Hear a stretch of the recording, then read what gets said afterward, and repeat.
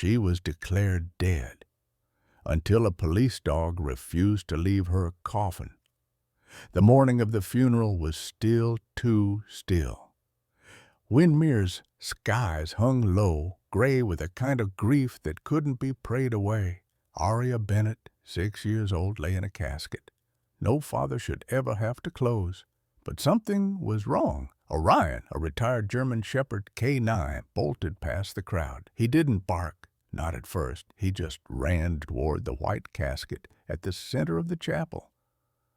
What happened next silenced the town. He jumped onto the coffin and started barking, not in panic, but in a rhythm. Measured, intentional, familiar. It was the same bark Aria had trained him to use when her seizures began. Some said it was grief. Others said it was trauma. But one man saw something else. And when the lid was opened, the truth shattered everything they thought they knew about death. The morning sky hung heavy over Windermere like a shroud that refused to lift. A thin veil of gray mist curled along the edges of the hills, softening the outlines of the oaks that framed Ridgewood Cemetery. Spring had come late this year, and even now, the flowers looked hesitant buds half-formed, branches holding back their bloom as though mourning too. Lucas Bennett stood in the center of it all, his black coat buttoned too high, too tight, as if it were the only thing keeping him upright. His hands clenched and unclenched inside wool gloves that did little to stop the tremors. He hadn't eaten, hadn't slept. He wasn't entirely sure he was breathing. The casket was small, so small it hurt to look at. It sat on a bed of green canvas, the artificial grass around it trimmed with cruel precision. Its glossy white surface gleamed faintly under the leaden sky. Adorned with a simple spray of wild daisies and dandelions, Aria's favorites. She had always said dandelions were brave because they bloomed where no one expected. Now they lay where no child should. Around him, townsfolk murmured quietly, their collective grief so thick it was nearly suffocating. People Lucas had known for years, neighbors, his former patients, parents from Aria's school, all stood in subdued clusters, clutching tissues, coats, each other. But none of them approached him, not really. What do you say to a father burying his only child? Pastor Riley cleared his throat from the podium set near the grave. His voice, warm but unsteady, broke the stillness.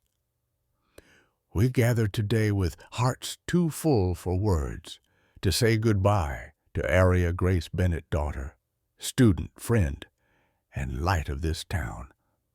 Lucas didn't hear the rest. His ears buzzed, his mind wandered.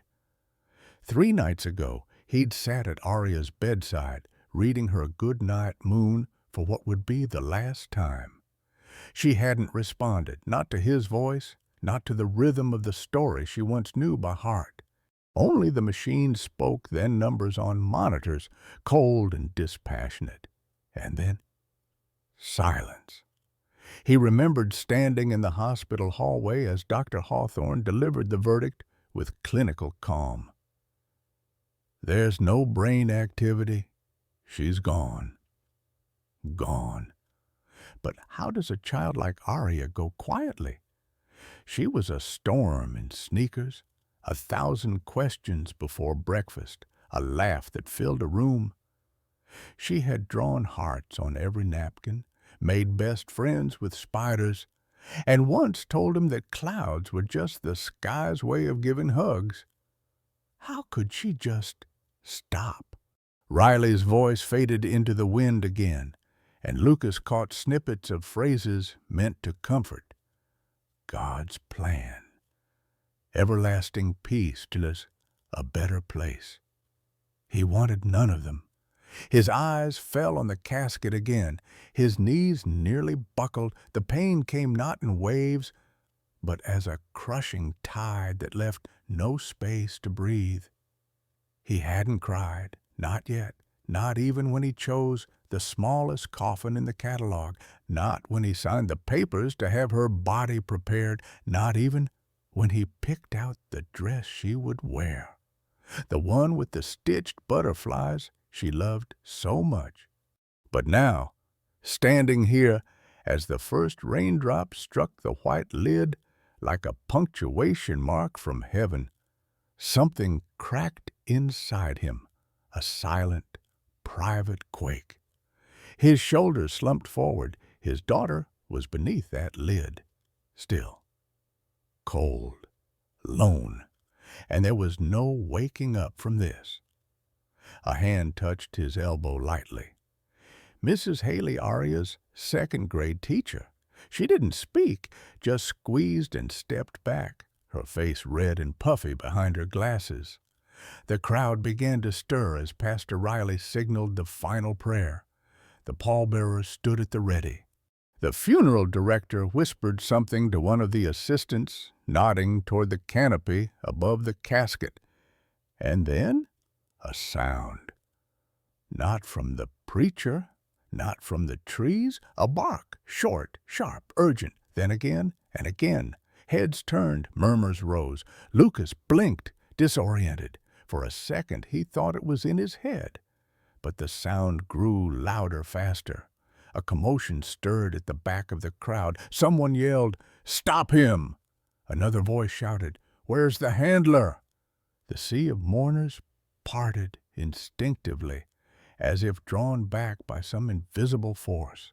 And through it barreled a form that seemed too alive, too wild for this place of stillness. A German shepherd, muscular, gleaming, wearing a K9 unit vest and moving like he had only one mission in the world. Lucas's heart stopped. Orion.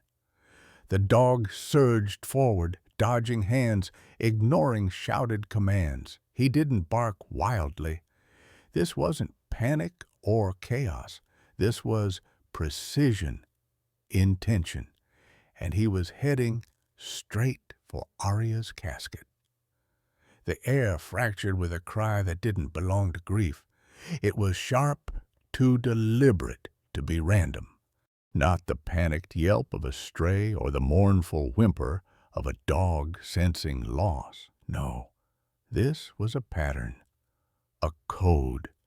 4 quick barks, a pause. Then again, steady, piercing, urgent. Orion's voice, gasps rippled across the cemetery like dropped stones in water. The German shepherd exploded through the open gates, muscles coiled, paws pounding the earth with terrifying speed. His vest still bore the insignia of Windermere PD's K9 unit, but his movements were not those of a dog responding to command.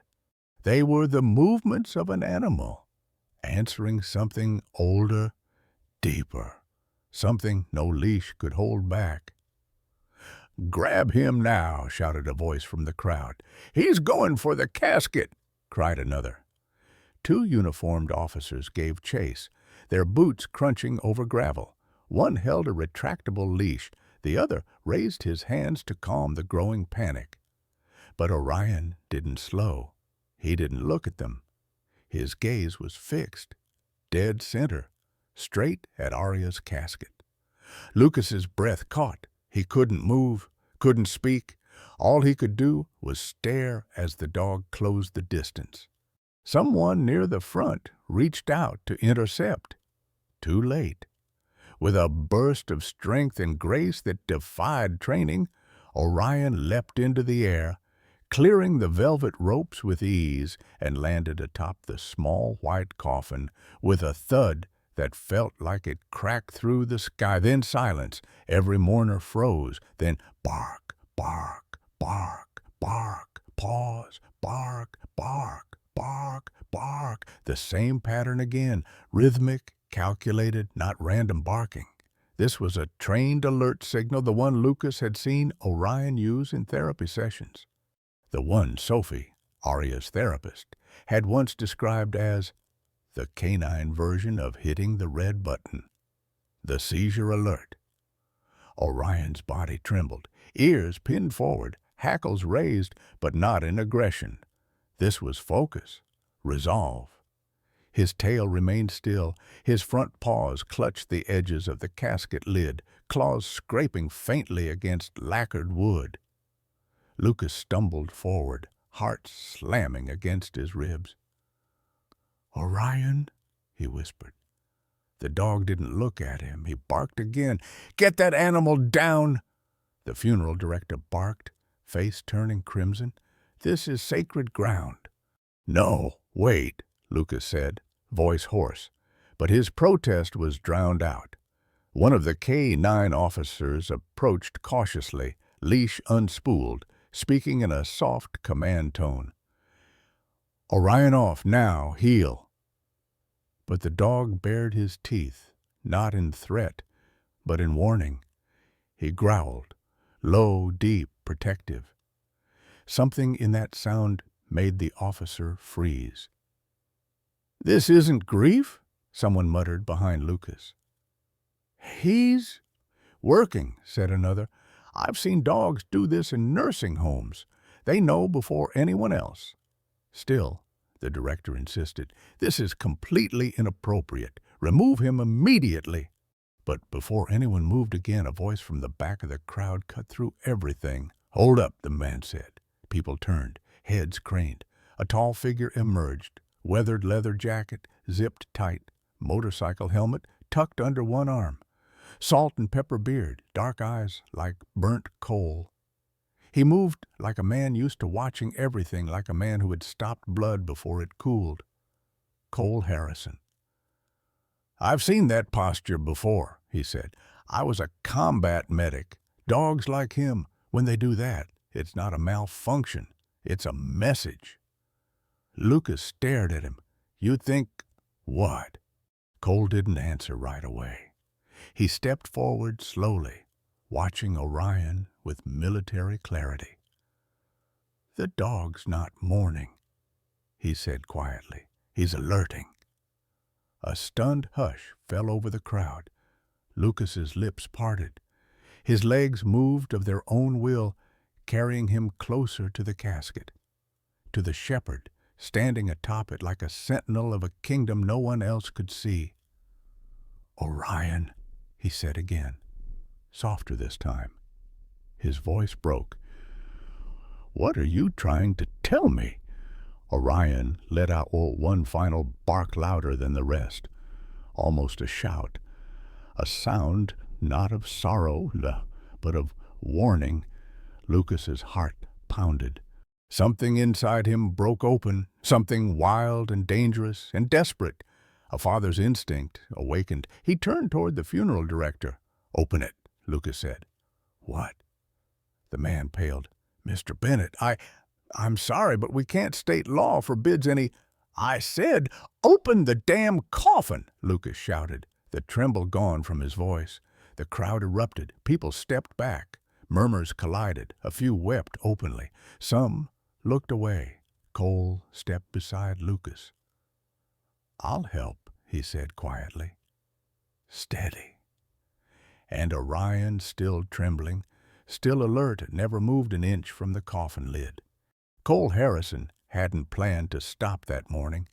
He was only passing through Windermere, a name barely familiar from some war memorial plaque years ago.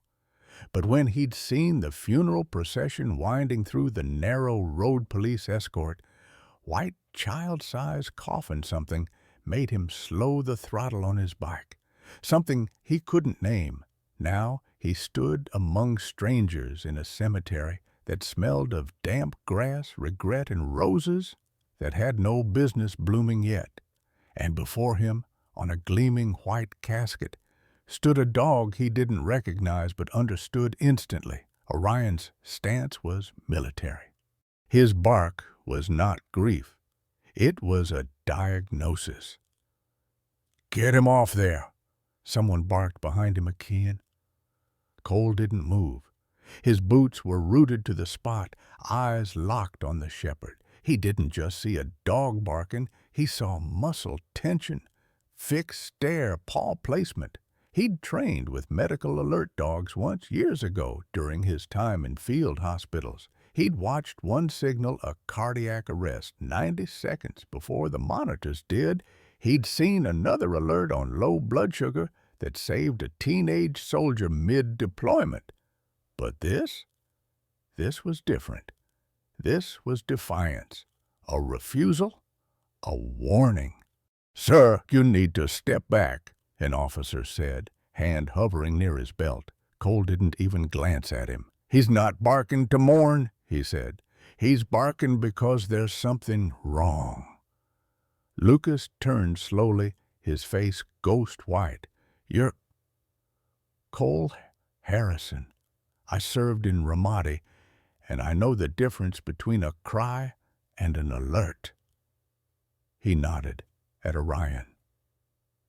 "That dog, he's trying to save someone, and I don't think he's late."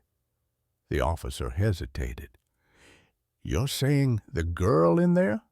"I'm saying," Cole replied, his voice iron-wrapped, "that if we don't open that coffin right now, we might be burying someone who isn't dead yet." Gasps. One woman nearly collapsed into her husband's arms. The funeral director stepped forward, face blotched red with panic. "This is outrageous. I will not allow this circus to desecrate a body. We have protocols, legal procedures." Cole turned his full attention on the man, and when he spoke, it wasn't loud, but it cut like a scalpel. "You've got rules. I've got instincts. That dog has training. Which one do you think the girl would want you to listen to?" The funeral director took a step back. Lucas looked from the casket to the shepherd, then to the stranger with fire behind his eyes. His lips trembled. He wanted to scream. This was crazy. That his daughter was gone. That 3 days ago he had kissed her forehead in a hospital room and watched the flat lines on a screen. That he had dressed her body himself. That this hope was too dangerous to believe in again. But then he looked at Orion, the way the dog trembled but didn't budge. How he barked in rhythm, like a metronome, word to something no human could hear. The way his eyes never once broke contact with the casket. Lucas swallowed, and something ancient stirred inside him, a father's knowing. He turned to the director. "Get the tools," he said. "Mr. Bennett, I strongly advise—" I said, "Open it." The crowd fell silent. No one moved, no one breathed. Then one of the pallbearers, silent until now, stepped forward, an older man with sunburnt hands and eyes that had seen too many losses. He reached for the lid's bolts. The other followed. Orion stepped back slightly, allowing access, but didn't leave the top. His body hovered close, alert. Lucas's heart pounded so hard he couldn't hear anything else. Cole placed a hand gently on his shoulder. "No matter what happens," he said, "you didn't imagine this." Lucas didn't respond. He just watched, eyes fixed on the small silver handles as they were slowly turned. One click, two, the lid loosened, and beneath the stillness, beneath the sound of wind brushing through half-bloomed trees, came the thinnest flicker of breath, so faint, so impossible, so alive. The casket creaked open with a sound too human-like the exhale of something that had been holding its breath for days. A gust of cool air slipped out, brushing past Lucas's face like a whisper. He could barely keep his hands from shaking as the lid lifted all the way back. The white satin lining glowed softly in the overcast light, and there, just as she had been dressed 3 nights ago, lay Aria Bennett, 6 years old, pale as snow. Her small hands were folded over her chest, fingers clutching a pressed flower Lucas had tucked into her grasp with a kiss to her knuckles. Her cheeks had lost their color. Her lips had turned to marble. She looked still, too still even for death. Lucas choked. He reached for her hand. It was cold, but then so faint he thought it might be imagined. He felt it, a twitch. His breath caught. He glanced up at Cole. Without a word, Cole was already moving, shoulder bag unslung, fingers finding the side of Arya's neck. He crouched beside the coffin like a soldier working triage on the battlefield, 2 fingers pressed into the carotid groove. 1 second, 2, 3, then Cole's eyes widened. She has a pulse. Silence dropped like thunder. Lucas's mouth opened, but no sound came out. "Say that again," someone whispered from behind. Cole looked up. She has a pulse. It's faint, irregular, but it's there. The funeral director took a staggering step back. The older pallbearer sank to his knees. Orion let out a short bark. One, loud, sharp, a confirmation. Lucas grabbed the edge of the coffin for support. "Is she breathing?" Cole didn't answer. He pressed his ear closer, then shifted to check Arya's wrist. "There's movement, shallow inhales, about 6 per minute." His voice was measured, but his hands moved with increasing urgency. "She's not dead," Lucas whispered. "She's not dead. She's not." The moment broke. Voices rose. Phones came out. Someone was already calling 911, shouting into their headset about a girl waking up in her coffin. Another started praying aloud. A third began sobbing uncontrollably. From the side path, a dark SUV screeched to a stop, its tires throwing gravel. The passenger door flew open and out stepped Doria Singh, neurologist, her coat flaring behind her, hair still damp from the rain. She'd been called earlier by the K9 unit officer who witnessed Orion's initial alert. She hadn't expected to find herself running across a funeral lawn. "What's happening?" she called out, breathless. Cole looked up. "You the neuro?" "Yes." He gestured to the casket. "Patient, female Sarah, allegedly declared deceased 3 days ago by Dr. Randall Hawthorne. Found to have a faint, irregular pulse and intermittent breathing. Suspected cataleptic episode." Dr. Singh's expression shifted in an instant. The calm detachment of a physician snapped into place. She pushed through the crowd and climbed halfway into the casket space. She opened Arya's eyelids, fixed pupils, but not blown. There's reflex delay, but not total loss. She checked vitals, pulled a small pen light, applied a sternum rub, no scream, but a flinch. "She's in a cataleptic state," Tertius said. "We have to move her, now." Orion barked again, the bark that said, "Hurry." Lucas couldn't hold it in anymore. Tears broke from his eyes, blurring everything, turning the casket and his daughter and even the stranger with combat eyes into watercolors. He gripped her hand tighter. "You're here! You're here, baby girl!" Paramedics arrived minutes later, sirens still wailing in the distance as they swarmed the scene. "Transporting 5," one of them shouted, setting up a portable stretcher. Cole stepped back, wiping his hands on a cloth he pulled from his bag. His eyes never left Arya. "She wasn't gone," he murmured. "She was trapped." Lucas looked at him, voice shaking. Why would they say she was dead? Dr. Singh stood, her expression now unreadable. "Because they didn't check properly. Catalepsy can mimic death. No movement, no reaction, slow pulse, but it's not death. Any neuro worth their license should have caught it." They didn't even do an EEG, Lucas whispered. They just said she was gone. Dr. Singh's jaw tightened. Then someone's about to have a very bad day. The paramedics loaded Arya onto the stretcher, gently, as if she were made of paper. Orion stayed close, pacing only when her body moved. Every few steps he'd look at Lucas, as if making sure he understood. I told you, I knew. Lucas crouched down, pressed his forehead to Orion's. You brought her back. And for the first time since that cursed hospital night, Lucas believed, 3 days earlier, the world hadn't ended with a bang. It ended with the yet sterile hum of fluorescent lights and the rustle of synthetic scrubs as nurses moved around Arya's hospital bed with the detached calm of routine.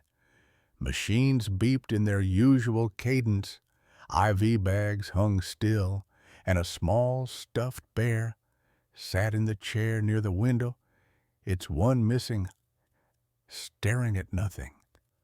Lucas stood by the bed, fists clenched at his seat. His little girl lay motionless beneath layers of fleece blankets and sensor patches. Her eyelashes twitched every so often, a flicker, a flutter, but every time he pointed it out, they told him it was nothing.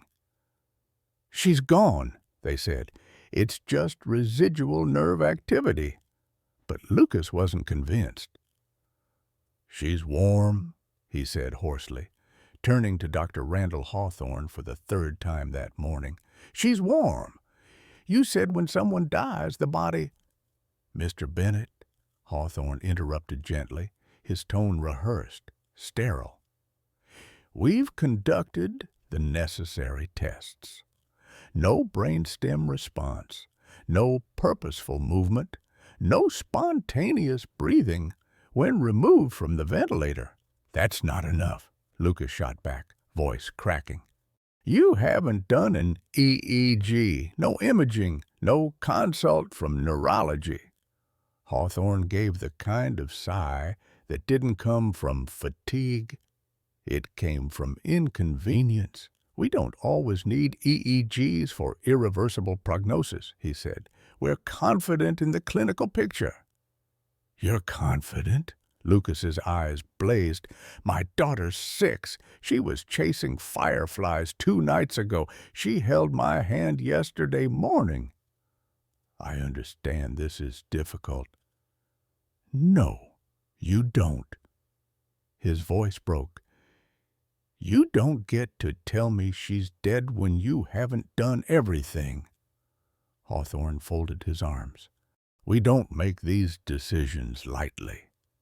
Then give me a second opinion. We've already consulted with our in-house pediatricians. I said an independent neurologist outside the hospital. That's not necessary, Hawthorne replied, his tone tightening. We're not delaying closure for your personal grief journey. Lucas's world narrowed. That sentence, closure, like his daughter, was a file to be tamped and shelved. He took a breath, steadying himself against the wave of panic and rage boiling in his gut. You're going to call someone else. You're going to get me another opinion. But Hawthorne didn't flinch. Instead, he turned to the nurse beside him, lowered his voice, and began dictating the paperwork. DNR, death certificate pending. Autopsy waived by guardian consent. Lucas's voice shook as he whispered, I never said yes. You don't need to, Hawthorne said, not looking up. The prognosis is irreversible. The law allows us to proceed if continuation of life support is deemed medically futile. In that moment, something inside Lucas broke not with sound, but with weight. He staggered back from the bed. The world turned fuzzy at the edges. He wanted to scream, to flip the machines, to shake Hawthorne by the collar and force him to look at her again. But instead, he was handed a clipboard. It held a checklist. Prepare body. Transfer to funeral home. Arrange transportation. Parent signature required. He signed, not because he believed them, but because he was told he had no choice. Later that night, back at home, he sat in Arya's room for hours, unable to pack her things. The unicorn nightlight still glowed pink on the bedside table. Her favorite storybooks lay scattered on the floor, and on her desk, still open, was the picture she'd drawn that very week. It was a crayon sketch of her and Orion. He wore a cape. She was flying. Above them, in bright green letters, "My dog knows when I'm scared. He always helps me fly again." Lucas broke then, fully, not in loud sobs, but in a silence so dense it scraped at his ribs. The next morning, the funeral director arrived early. They had pushed to prepare things quickly for the father's emotional well-being.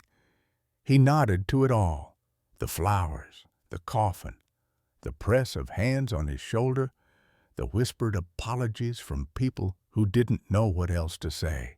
And all the while, a single thought beat in his head like a drum. They didn't even check. They never checked. And now, 3 days later, his daughter had been breathing in a coffin because no one listened, because one man decided she was already gone, because hope to them was too inconvenient. The ambulance's siren howled through the streets of Windermere like it had never howled before. Inside, Arya's small body was flanked by 2 paramedics and a tense, stone-faced to sing. Electrodes were patched to her chest, a pulse oximeter blinking erratically on her finger. Her color was still pale, breaths shallow, but they were there. Every second, Dr. Singh tracked the vitals like a hawk. Lucas sat hunched over in the front cab, hands still trembling, sweat dried into salt on his brow. He couldn't stop replaying the moment Orion barked and the world snapped awake. That bark had become louder than every doctor's verdict, every cold piece of paperwork, every pre-dug grave. Behind them, a police cruiser raced alongside, lights slicing through fog like truth breaking through years of habit. And in the back seat of that cruiser, Orion stood head out the open window, ears sharp, eyes never straying far from the flashing ambulance ahead. He was no longer just a K-on, he was her sentinel, her shadow, her warning bell that refused to be silenced. At the Windermere County limits, traffic halted without question. Word had traveled fast. Someone at the funeral had posted a live video before authorities could intervene, and within 15 minutes, the girl who lived was trending statewide. 20 more, and it hit national feeds. Child declared dead found alive at funeral by former rescue dog. Was this a miracle or malpractice? Dog saves girl from wrongful burial. Reporters gathered near intersections, cameras poised like predators. Drones hovered illegally above the motorcade. Onlookers spilled out of shops and homes, phones in hand, mouths open in disbelief. In the corner of one screen, the same German shepherd Orion was shown leaping onto the casket. Looped, zoomed, analyzed, and while networks debated miracles, Arya's life still hung in the balance. Inside the ambulance, Dr. Singh's voice broke the tension. "We'll be transferring to Children's Neuro Center in Silver Pine. They're expecting us." They have the equipment, real-time EEG, pediatric neurosurgeons, and the ICU capacity we need." "How long?" Lucas asked. 30 minutes. If we get the escort all the way through, I've already made the call." She turned to the EM. "If pulse drops under 40, pull 5 atropine." "Yes, doctor." Lucas swallowed, staring at the girl whose life had been signed away 3 days ago. "She looks like she's sleeping," he whispered. Tersing didn't respond at first. Then, "Cataleptic states can fool even trained eyes. But you knew. Your dog knew. We'll find out why no one else listened." He nodded, but his expression didn't change, because it wasn't about finding out anymore. It was about never letting it happen again. By the time they reached the hospital gates, news helicopters circled overhead. Hospital security had already cordoned off an emergency entrance. Nurses, interns, and even off-shift staff stood waiting, half in awe, half in disbelief. Orion arrived moments later, guided by Officer Reyes, one of the few on the force who had trained with him. As soon as Orion saw the stretcher carrying Arya, he surged forward, straining the leash until they reached the double doors. He barked twice, not in alarm, but insistence. "I know," Lucas murmured. Exiting the cab, he placed a hand on the dog's neck. "She's still here, and we're not stopping now." As they wheeled Arya in, a nurse tried to redirect Orion. "I'm sorry, no animals in ICU. She's alive because of him," Lucas snapped. "He's staying." Before the nurse could argue, Der Hauptruasig waved her off. "He stays. Full exception. This dog just rewrote the hospital protocol for all I care." Orion trotted beside the gurney like he belonged there. And in that moment, he did. In a conference room 3 floors above, hospital executives were already on an emergency call with legal teams, ethics boards, and media relations. "How do we spin this?" "What's our exposure if Dr. Hawthorne is named?" "Can we confirm if the EEG was skipped?" One nurse, listening from the hallway, clenched her jaw. Her hands trembled. She had seen Arya 3 days ago, still warm, lips pink. She remembered the argument in the hallway, the doctor's tone, the father's desperation, but she hadn't spoken up. Not yet. That night, while the world raged outside, Arya lay beneath monitored lights in the pediatric ICU. Her EEG was now running. Her brain activity, though faint, was there. Alive, electrical, defiant. Lucas sat beside her bed, Orion curled under it like a soldier in vigil. For the first time since the hospital declared her gone, Lucas allowed himself to breathe. Outside, reporters shouted through glass. Inside, her chest rose and fell. And to Lucas, that was all that mattered. The pediatric ICU buzzed with a strange mix of reverence and red tape. Through reinforced glass walls, nurses watched with cautious awe as a German shepherd sat immovably beside a little girl's hospital bed. Chest proud, eyes fixed, breath slow and watchful. He didn't whine, didn't bark, just remained like a silent metronome counting down to something only he could sense. Orion didn't wear a vest now. He didn't need to. His presence alone commanded attention, but not everyone was convinced. "Mr. Bennett, I'm afraid I have to insist. No animals allowed in this unit," a hospital administrator said, blocking the entrance to room 3. Her badge read Clara Wicks, compliance officer. Her tone was cold, clipped, and clearly not accustomed to resistance. "She's not just an animal," Lucas replied, jaw tight. "He's the reason my daughter's alive." "I understand that, but hospital policy prohibits unregistered animals in ICU care zones due to infection risks, patient safety." "She was in a coffin," he said, quietly, sharply. "You think germs are my top concern right now?" Clara hesitated, clearly uncomfortable. "We have guidelines, Mr. Bennett. They apply to everyone." Lucas didn't move, then changed them. A beat. Around them, nurses slowed their steps. An intern paused mid-charting. Even a janitor leaned subtly on his mop handle watching. Because the whole hospital knew. Word had spread faster than infection.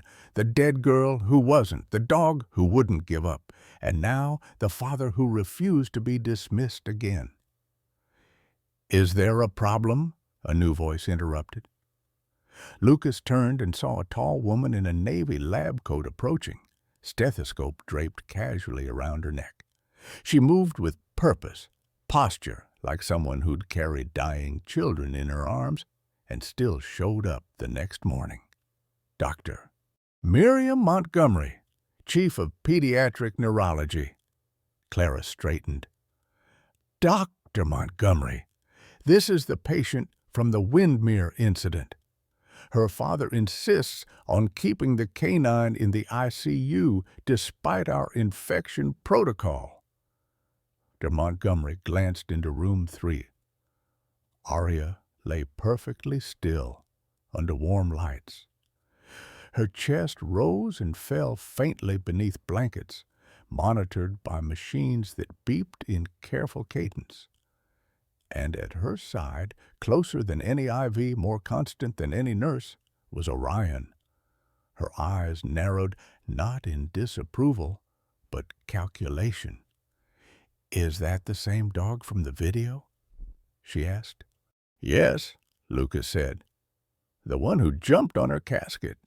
The one who barked when nobody else believed." She studied him, then the dog, then the little girl with a stuffed bear at her feet. "How long has he been with her?" she asked. Lucas swallowed. "Since we found him in the woods 2 years ago." Aria took one look at him, matted fur, broken leg, terrified, and said, "He sees me.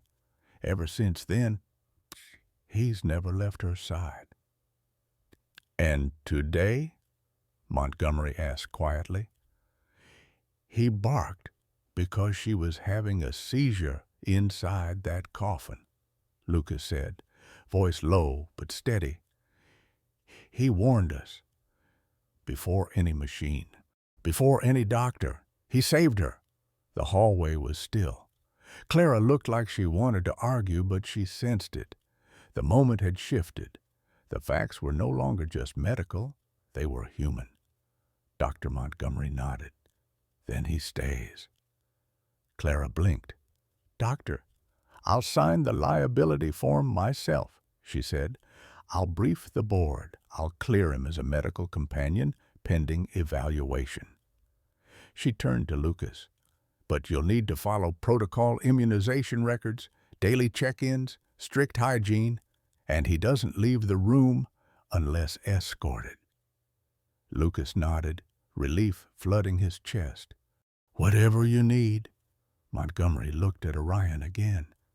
"I've seen therapy dogs, service animals, but this—" She exhaled. "This one's something else." Orion, as if on cue, shifted position. He gently rested his head on the edge of Aria's bed. Eyes fluttering, closed, but only for a second. He was still on duty. That night, Lucas sat beside his daughter in a recliner the nurses had brought in. The room was quiet, filled only with the soft hum of machines and the rhythmic sound of Orion's breathing. He'd curled beneath Aria's bed, close enough to touch her foot if she twitched. Lucas leaned forward, brushing a strand of hair from Arya's forehead. "You've still got him, baby," he whispered. "He's still watching." He looked down at Orion. The dog opened one eye, blinked, then let it close again. It was the first moment of real peace in days, and the first night Lucas truly believed they might survive this together. The nightlight hummed softly in room 3 outside the ICU window. A fog had settled over Silver Pine Children's Hospital, muting the world into shadow.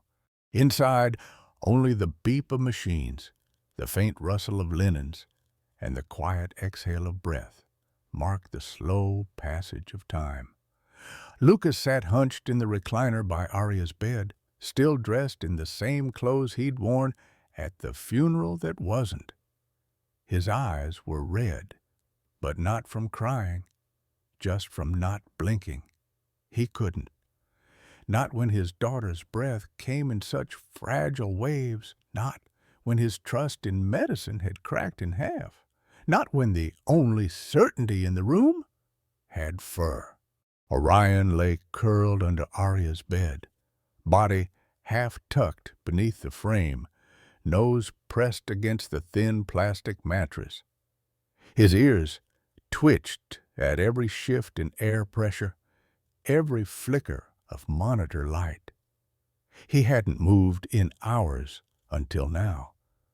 His head lifted, ears pricked forward, a low, sharp chuff escaped him, not frantic, not panicked, but urgent. Lucas shot up instantly. "What? What is it?" Orion stood fully now, placing both front paws up on the mattress and letting out a soft, rhythmic bark. 1, 2, 3, the same bark from the funeral. Lucas's blood ran cold.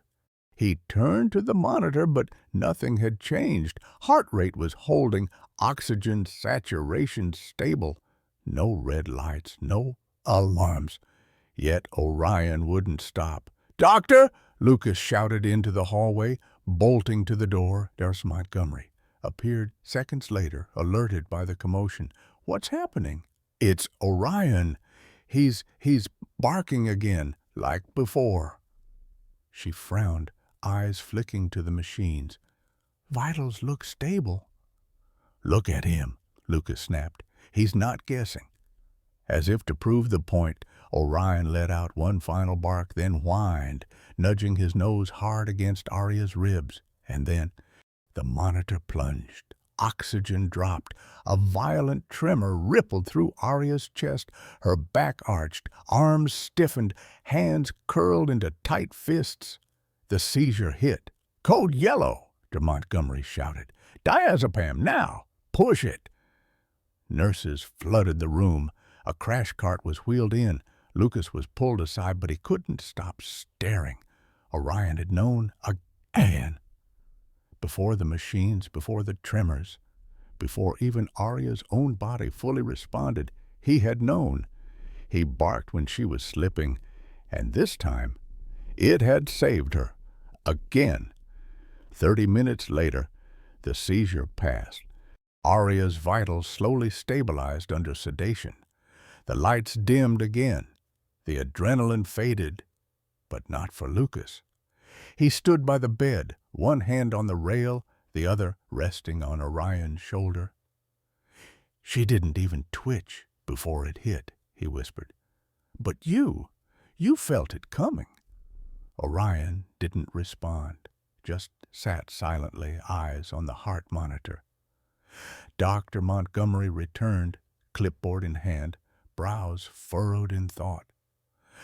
"I want to run a full EEG series," she said, "and a 72-hour telemetry test. Something's misfiring in her brainstem. These aren't standard epilepsy patterns. It might be linked to a previous cataleptic state." Lucas nodded, barely breathing. "Do what you have to." Montgomery looked down at the dog. "And him?" Lucas smiled faintly. "You already know." She did. That night, Montgomery ordered Orion be formally added to the monitoring chart. Patient status companion, Orion. Early seizure detection, response time, sub-machine, predictive pattern present. By the third day, a new rhythm had settled in room 3. Lucas moved in a slow dance between silence and readiness. He learned to sleep sitting up, learned the soft signals in Orion's ears, the difference between a stretch and a warning. He stopped counting hours. Time here didn't move by clocks, it moved by breaths. Nurses began leaving water bowls under the bed. One even added Orion's name to the whiteboard outside the door. Patient, Aria Bennett, companion, Orion, code, heartbeat first. De Montgomery installed additional real-time monitors and sat for hours reviewing footage. It wasn't luck. It wasn't guesswork. Orion's alerts had consistency, accuracy, timing that science hadn't yet caught up to. The world had technology, but Aria had him. Late one night, after another silent shift change, Lucas whispered into the darkness, "She saved him once, you know." Orion lifted his head. Lucas stared at the ceiling. "She found him in the woods, busted leg, torn up ears, looked like someone had left him there to die. She called him the dog who sees the shaking, said he could hear her insides when they got loud." He smiled sadly. "We thought it was just a kid's imagination." He reached down, hand landing softly on Orion's back. "But maybe she knew something we didn't." Orion rested his head on Lucas's foot and closed his eyes. And the machines kept breathing, but none more faithfully than the one with 4 legs and a heart that never gave up. The storm rolled in quiet that evening, not the kind that snapped branches or flooded roads, but the kind that softened the world, low clouds hugging the rooftop, sky tinted with ash blue, rain falling like a memory that didn't ask for permission to return. Lucas stood by the window in room 312, coffee long cold in his hands. Aria lay resting behind him, a new IV line in her arm. The seizures hadn't returned, but the threat of them hung thick in the air, like a match too close to flame. Orion, as always, was curled by her side, his tail occasionally flicking in sleep, one ear always alert. There was a knock at the door. Lucas turned. A man stood just outside the glass, rain clinging to the shoulders of his field jacket. Military. That much was obvious. The posture, the stillness, the eyes. Combat eyes. Lucas cracked the door open. "You're Cole?" he asked. The man nodded, voice low and steady. "Cole Harrison. I was the one who recognized Orion at the funeral." Lucas opened the door wider and stepped aside. "You weren't wrong."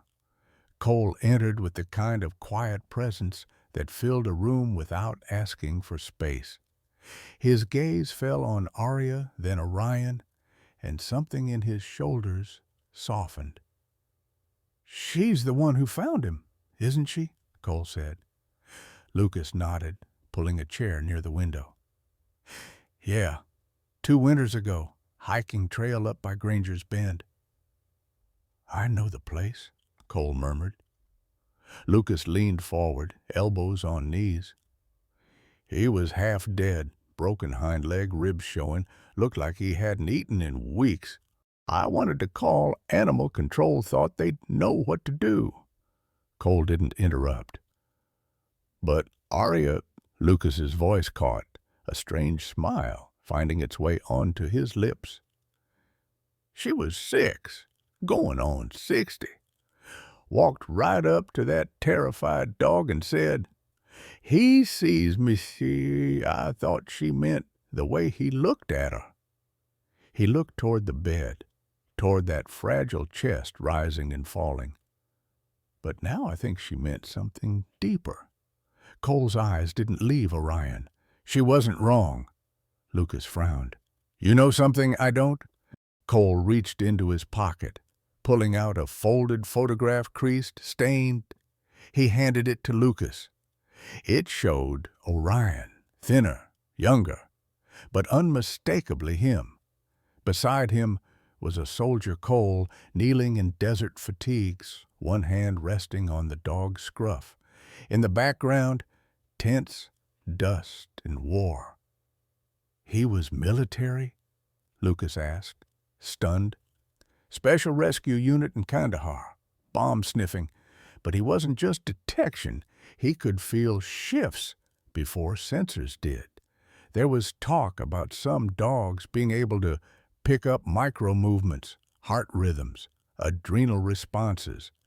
Not science we fully understood, but we trusted him. Lucas stared at the photo.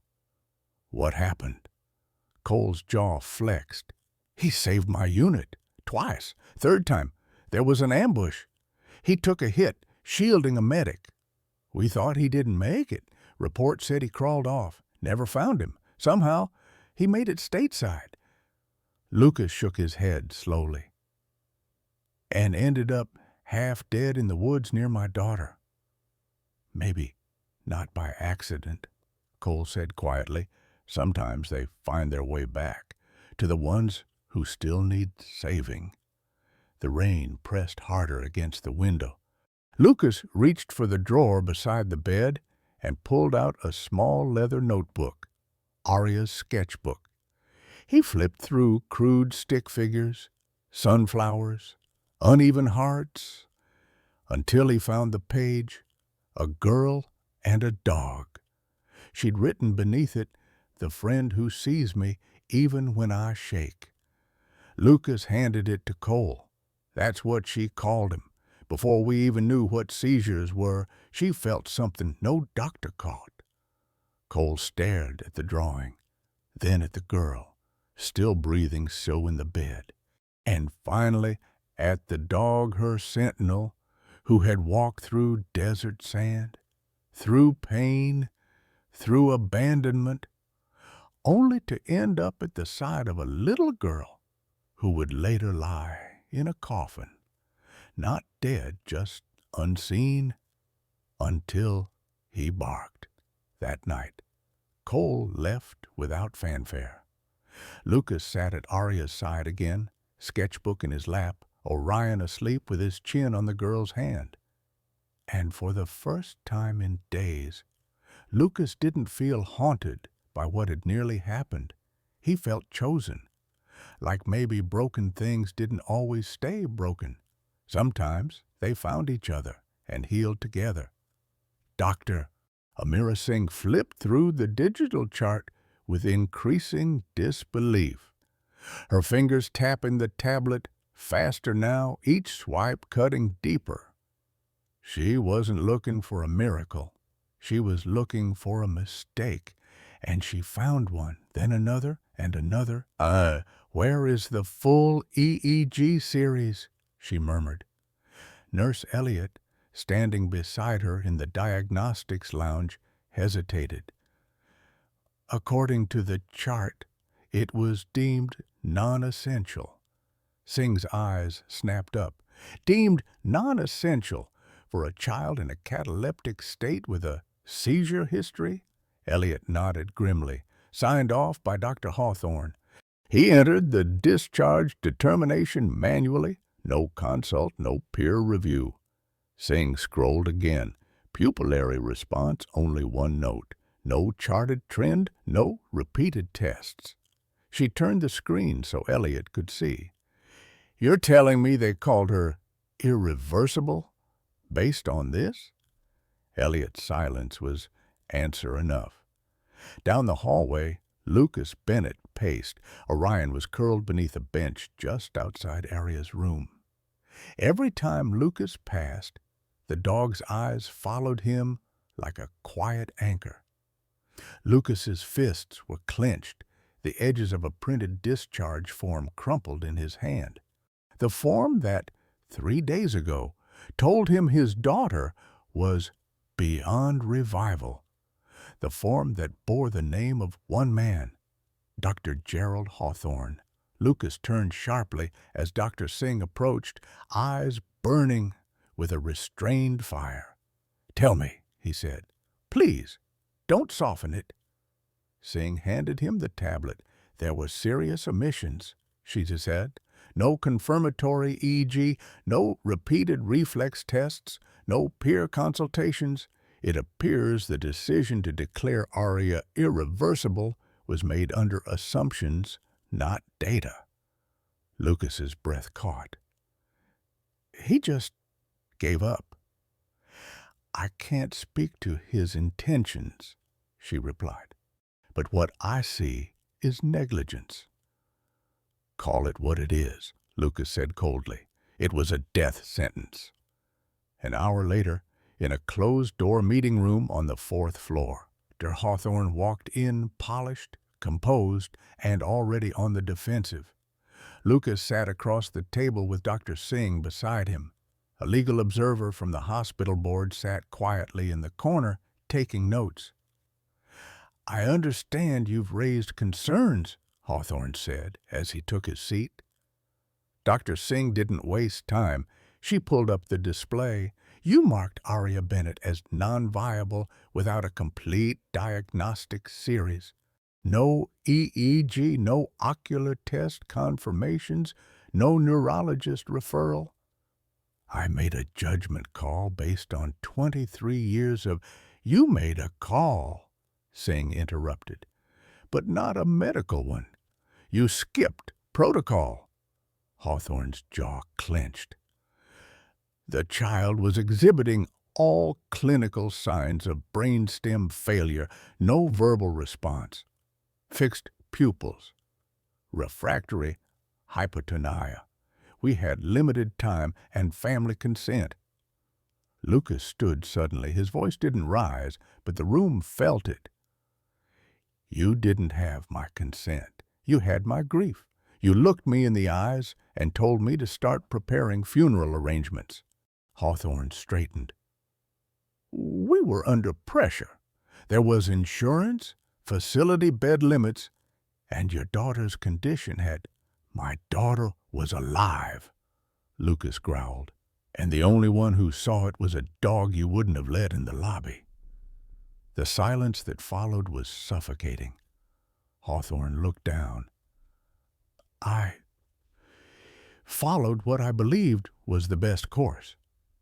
"No," Dr. Singh said evenly. "You followed what was convenient, and had it not been for Orion, she would have been buried alive under your best course." The legal observer finally spoke. "There will be a full review." "Hawthorne, you're being placed on temporary leave pending investigation. Your license may be subject to internal and state disciplinary action." Hawthorne rose without another word, his face pale. He left without a backward glance. Lucas remained standing, trembling, not from rage, but from everything else that came after rage, the grief, the relief, the ache of what almost happened. He looked to Dar Singh. "Will it matter? Any of it?" She closed her tablet gently. "It already does." Outside, Lucas collapsed onto a hallway bench. Orion padded over and sat at his feet. Lucas didn't speak. He just placed his hand on the dog's head, fingers tangling in the thick fur, holding on, like a man adrift, clinging to the one thing that never looked away, the one that never stopped seeing. The call connected with a click, followed by silence. "Grace." Cole's voice was quiet, careful. "The way you speak when you're not sure if the past still has open wounds." A sigh came through the line, not dismissive, just tired. "I thought I erased your number years ago." "You almost did." Cole said. "But I figured you kept it for moments like this." Another pause. Then, "What happened?" "Same name, same signature, different little girl." That was all it took. They met in a half-lit corner of a diner 2 towns over. Grace Millen, walking in with her hair pulled back and a worn canvas bag slung over her shoulder. She looked like someone who used to believe in rules until the rules failed the people they were meant to protect. She sat down across from Cole, fingers wrapping around a chipped coffee mug before she even looked at him. "So it's Hawthorne," she said flatly. Cole nodded. He declared a 6-year-old girl beyond saving. No EG, no consults, no chance. They were about to bury her. Grace closed her eyes. God. "Her name is Aria Bennett. She's alive because of a K-9 that barked during her funeral." Grace opened her eyes. "I remember when that man refused to admit a seizure-prone child just because the mother didn't have coverage paperwork in yet. That girl coded in the ER lobby. I wrote it up, got pulled into HR 2 weeks later, and suddenly I was the disruptive one." "You left after that?" "Didn't leave," Grace said. "They shifted me to night pediatrics and froze my evaluations. I stayed another year, documented what I could, but it was like fighting fog. Hawthorne had friends, higher-up people, who saw complaints as noise, not warnings."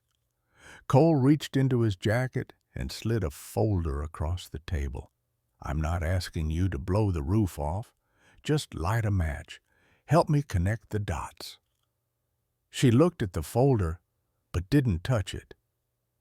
"They'll paint me as bitter," she said. "Disgruntled. No credibility." "You were the only one who said something," Cole replied. "That is credibility." Grace looked away, chewing on her bottom lip like it held back more than the words. After a long moment, she reached into her canvas bag and pulled out a thin, cracked USB drive. "I kept this," she said. "It's encrypted. Has 3 years of incident logs I made copies of. Cases like Aria's. Patients rushed out the door. Diagnoses made without tests. No one listened back then." Cole leaned forward. "We're listening now."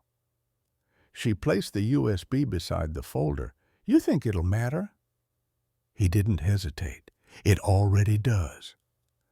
That night, in his motel room, Cole plugged the drive into his laptop. On the screen, patient names, misdiagnoses, unsigned discharge slips.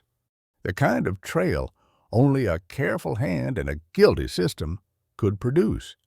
He scrolled until he saw it. Case M. Linwood. Age 7. Dismissed without EEG. Status seizure-induced fall. Neurological impairment permanent. Note, no further evaluation authorized by lead. Hawthorne. Cole leaned back in his chair, jaw tightening. He sent a copy to Dr. Singh with one line in the message. "He's done this before, and someone's finally ready to say it out loud." Back at the hospital, Lucas sat with Orion in the quiet. He didn't know yet what was moving behind the curtain, what silent whistle had finally been heard. But in his gut, he felt it. The tide was shifting, and for the first time, the truth wasn't whispering anymore. It was standing up. The waiting room had long since emptied. The sun had set hours ago, but Lucas hadn't noticed. The fluorescent lights buzzed overhead, their sterile hum filling the silence that followed too many questions and not enough answers. He sat hunched on the edge of a plastic chair, elbows on his knees, hands pressed against his forehead. The paper cup of black coffee in his grip trembled with each uneven breath. It had finally hit him. Not the horror, not the rage, but the guilt. He had signed her death certificate. His name was on the form, his signature beneath the line that said, "Next of kin." I let them take her. I believed them. His shoulders jerked as the first sound escaped him, a quiet, broken exhale that wasn't quite a sob, but hurt worse than any scream. It came from somewhere deeper than language, from a place only a parent could know, where the weight of nearly losing your child doesn't land all at once, but in waves that come when everyone else has gone home. He leaned forward until his forehead touched the tops of his knees. "I was supposed to protect her," he whispered. A sound stirred beside him. It wasn't a voice, it was a paw. Orion had risen from the far corner of the waiting room and padded slowly toward him. The dog didn't bark, didn't whine, just walked over and crawled deliberate, slow into Lucas's lap. The man stiffened at first, then let go. His arms dropped around the dog's neck, pulling him in like a lifeline. Lucas buried his face into Orion's thick fur and finally wept. No restraint, no apology. Just grief, poured raw and silent into the one soul who had never looked away. Minutes passed like that, then footsteps. Dr. Montgomery appeared in the doorway, clipboard in hand, lab coat streaked with the long hours of trying. Her face was calm, unreadable, but not cold. Lucas looked up, eyes bloodshot, fingers still curled in Orion's coat. "Talk to me straight," he said hoarsely. She nodded and sat beside him. Her voice, when it came, was steady. "There's subtle activity returning on her EEG." He blinked. "What does that mean?" "It means there's neural response." "Not much. But more than there was yesterday. More than when she came in." He sat upright. "So she's improving?" Montgomery hesitated. "We don't use that word yet. What I can tell you is something is shifting, slowly. She's not static anymore." Lucas nodded, almost numb. "She could come back," he said, more to himself than anyone else. "She might," Montgomery replied. "But I won't promise hope that hasn't earned its place yet." Lucas looked down at Orion. "Then tell me one thing." Montgomery waited. "Was he right?" he asked, softly. "Was Orion right to bark that day?" Montgomery looked at the German shepherd, still wrapped around Lucas like an oath. "Yes," she said. "He was the first to see what we didn't." Later that night, Lucas returned to Aria's room. The machines still beeped their steady, rhythmic music. The lights dimmed low. He pulled the blanket up to her chin, brushed a loose strand of hair from her forehead, and whispered the smallest prayer. Not the kind from Scripture, but the kind only a father could write. Orion lay by the side of the bed once more, but this time his eyes didn't close. They remained locked on Aria's face, ears flicking now and then, as if listening for the tiniest sound.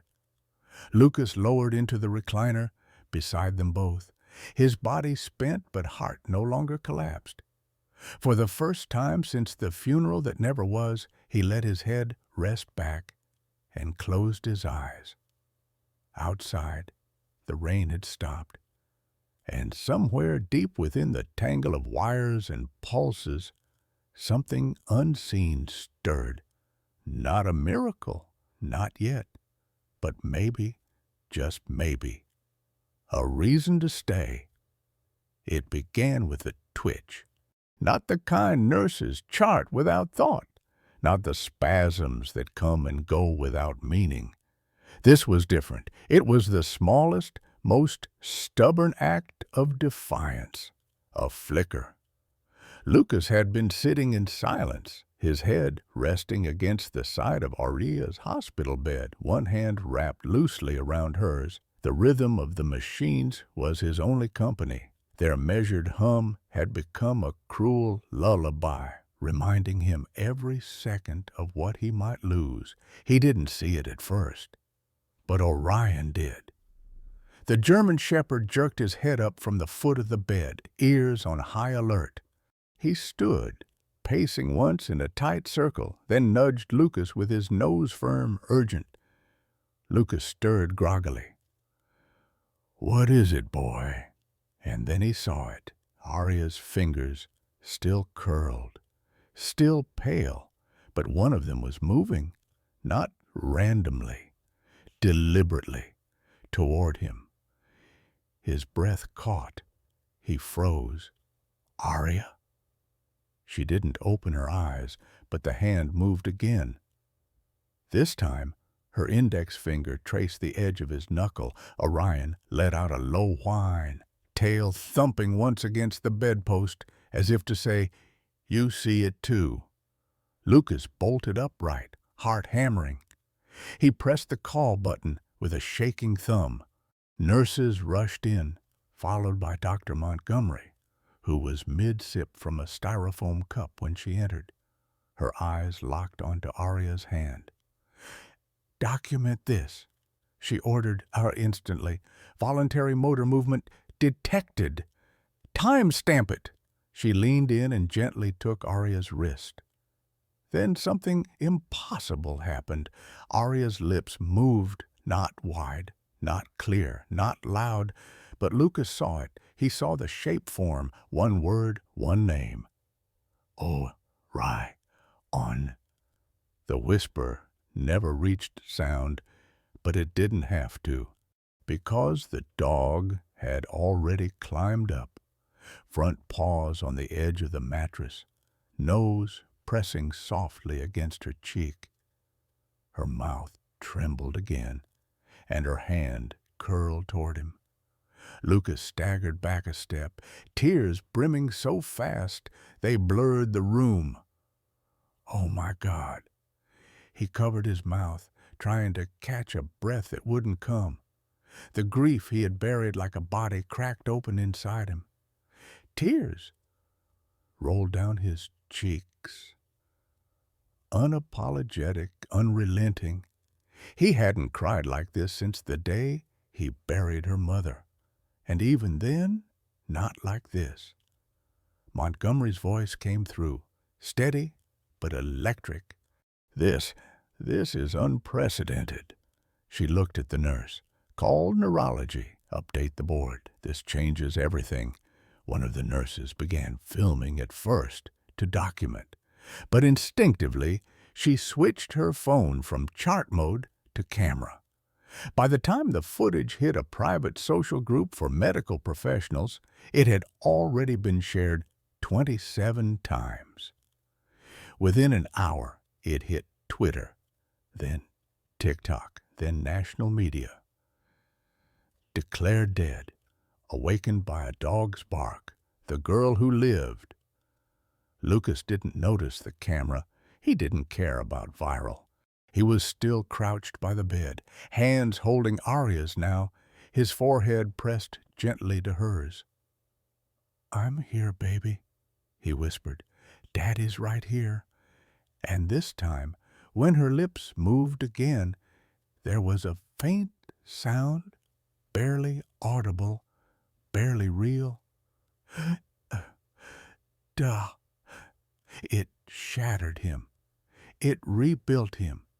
And in the quiet hum of the room, surrounded by machines, medicine, and something no chart could measure, a little girl came back. The first morning, Aria opened her eyes, and track movement.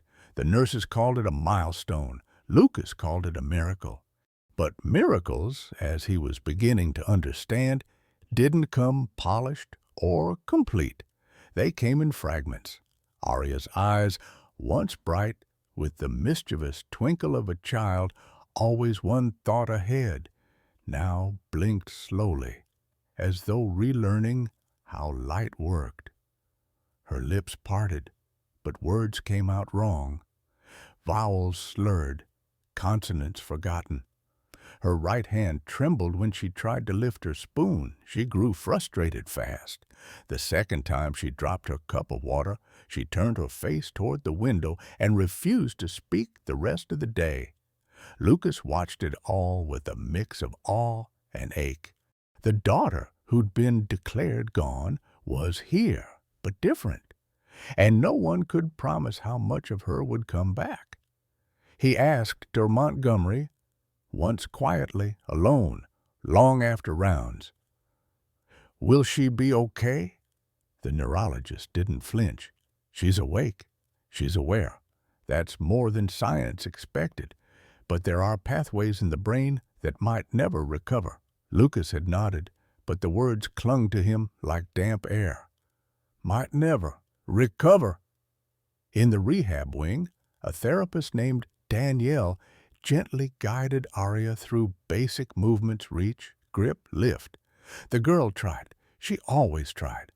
But some days the frustration outweighed the progress. That's when Orion would step in. He'd learned quickly. When Arya's fingers hesitated, he'd nudge the therapy ball closer. When her breath quickened, telltale sign of a panic spike, he'd place his paw on her foot, grounding her. And when she cried soft, silent tears that slipped down without sound, he simply rested his head in her lap. He didn't need commands. He just knew. Lucas watched through the window, arms crossed, heart both breaking and rebuilding at the same time. One afternoon, Arya was attempting to speak the word window. She got as far as win before her mouth faltered. She clenched her fists, face turning red. Orion rose and gently nudged her hand. She looked at him. He blinked, and without a word she tried again. Win, Dow. It wasn't perfect, but it was hers. That night, Lucas found her drawing. Poorly, yes. Her fingers couldn't yet obey her brain the way they used to. But the page had shapes, lines, scribbles that vaguely resembled Orion's ears. He kneeled beside her bed. "You still got it," he whispered, brushing a smudge from her cheek. She gave a crooked smile. It wasn't the kind she used to flash before sneaking cookies from the jar, but it was real. It was today's spoonshell. Later, as Lucas dimmed the lights, he watched her breathing even out. The monitors hummed, the IV drip ticked, and on the mat near her bed, Orion lay alert, head up, eyes trained on every movement. He never truly slept, not deeply. Because recovery, as they were learning, didn't move in straight lines. It looped, it stumbled, it paused, and started again.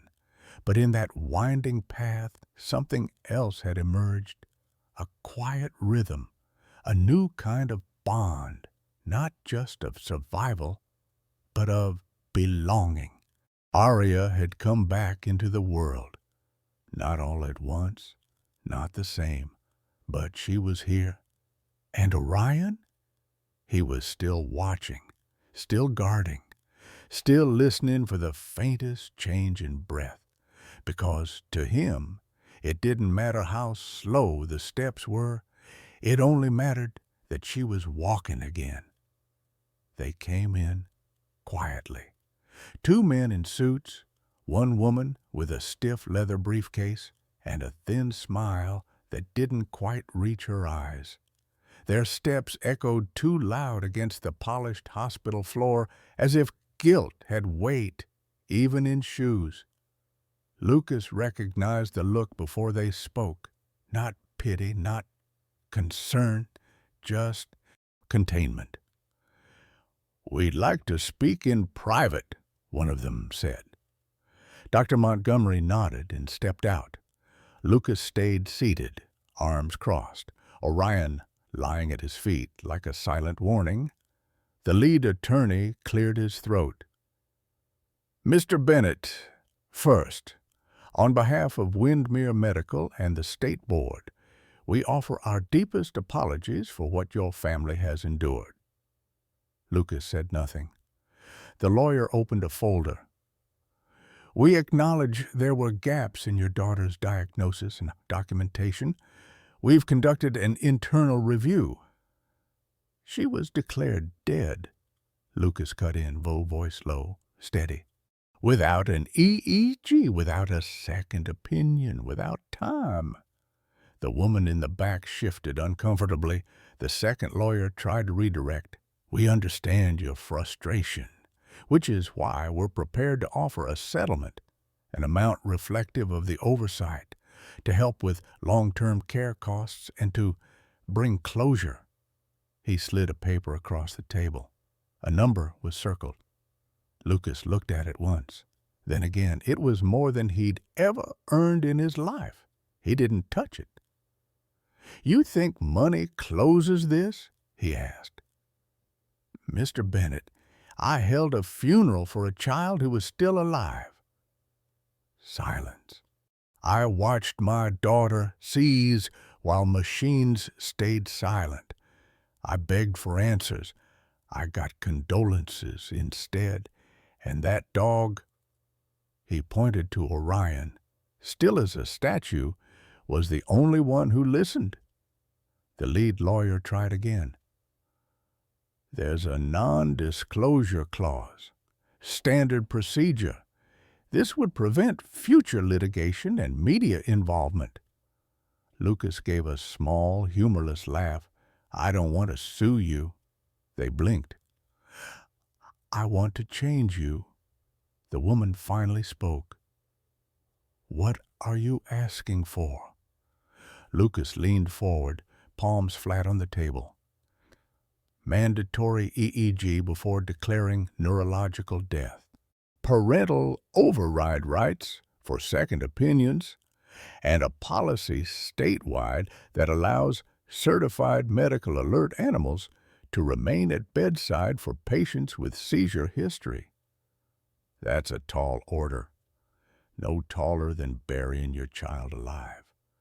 The lawyers shifted again, uneasy now, off script. Also, Lucas added, Grace Millen's testimony stays intact. She goes on record. You clear her history with the board. No more whispering, disgruntled nurse behind her back. He stood. You want closure? He pointed to the number on the paper. Take this. Shove it in a trust for families who can't afford second opinions. Start with them. He turned toward the door, Orion rising with him. If you want this to go away, you're talking to the wrong father. And with that, he walked out. Later that night, Grace stood next to him in the hospital hallway. She was holding the printout of her reinstated credentials. They cleared my record, she said softly. Lucas nodded. They knew they'd lose if you went public. She looked at him. You could have been rich. I didn't want a settlement. He glanced through the glass where Aria was asleep, her hand curled around Orion's ear. I wanted a beginning. The first idea came to Lucas not in a boardroom, but beside Aria's bed. She was asleep, breathing softly. Her hand rested against Orion's shoulder like it had found a permanent home there. The machines beeped steadily, no alarms, no codes, just rhythm.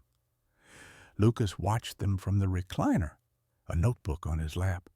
It was filled with words that didn't quite fit together. Scattered phrases like trainable instinct, not just luck, the ones no one wanted, saving the ones who still might be lost. He hadn't meant to start writing a proposal, but that's what it had become, a plan, a direction. Because After everything, after the misdiagnosis, the fight, the headlines, the miracle, he realized something. Orion wasn't just a one-in-a-million dog. He was proof that survival doesn't come from systems. It comes from second chances. Lucas called Sarah Wren that same afternoon. She ran the Windmere Animal Sanctuary, had for over 15 years. She'd once helped Arya rescue a half-blind rabbit from the roadside and made them both promise never to adopt on impulse again. When she picked up, her voice carried the worn warmth of someone who'd seen the best and worst of people and kept loving anyway.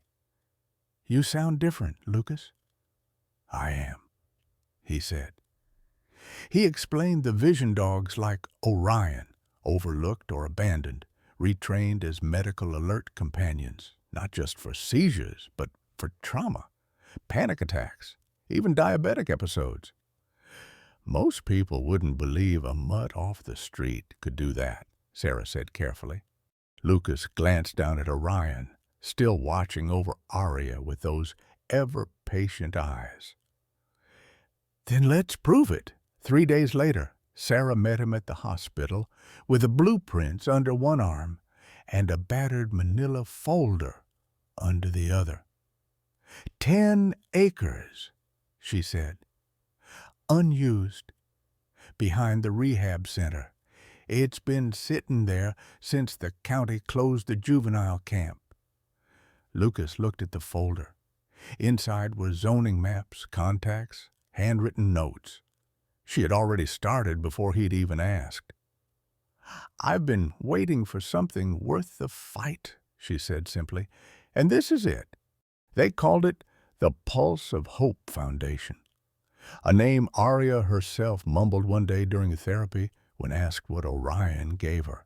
"He's my pulse when mine gets lost." And so it stuck. Orion became the first, the prototype, not a pet, not even just a but a bridge between what was broken and what still beat. They fitted him with a custom vest, embroidered not with service animal, but with a single word, guardian. A month after the paperwork cleared, they held a soft launch at the sanctuary. Dozens came: doctors, veterans, parents of special needs children, shelter volunteers. Lucas stood under a canvas tent and spoke simply, without spectacle. "I watched the system fail my daughter. I also watched a dog no one believed in pull her back from the edge." He glanced at Orion, who sat beside Arya's wheelchair, ears up, tail still. "This isn't just about therapy. It's about giving second chances to the dogs we overlook and to the people still hanging on by a thread." The applause wasn't loud, but it was real.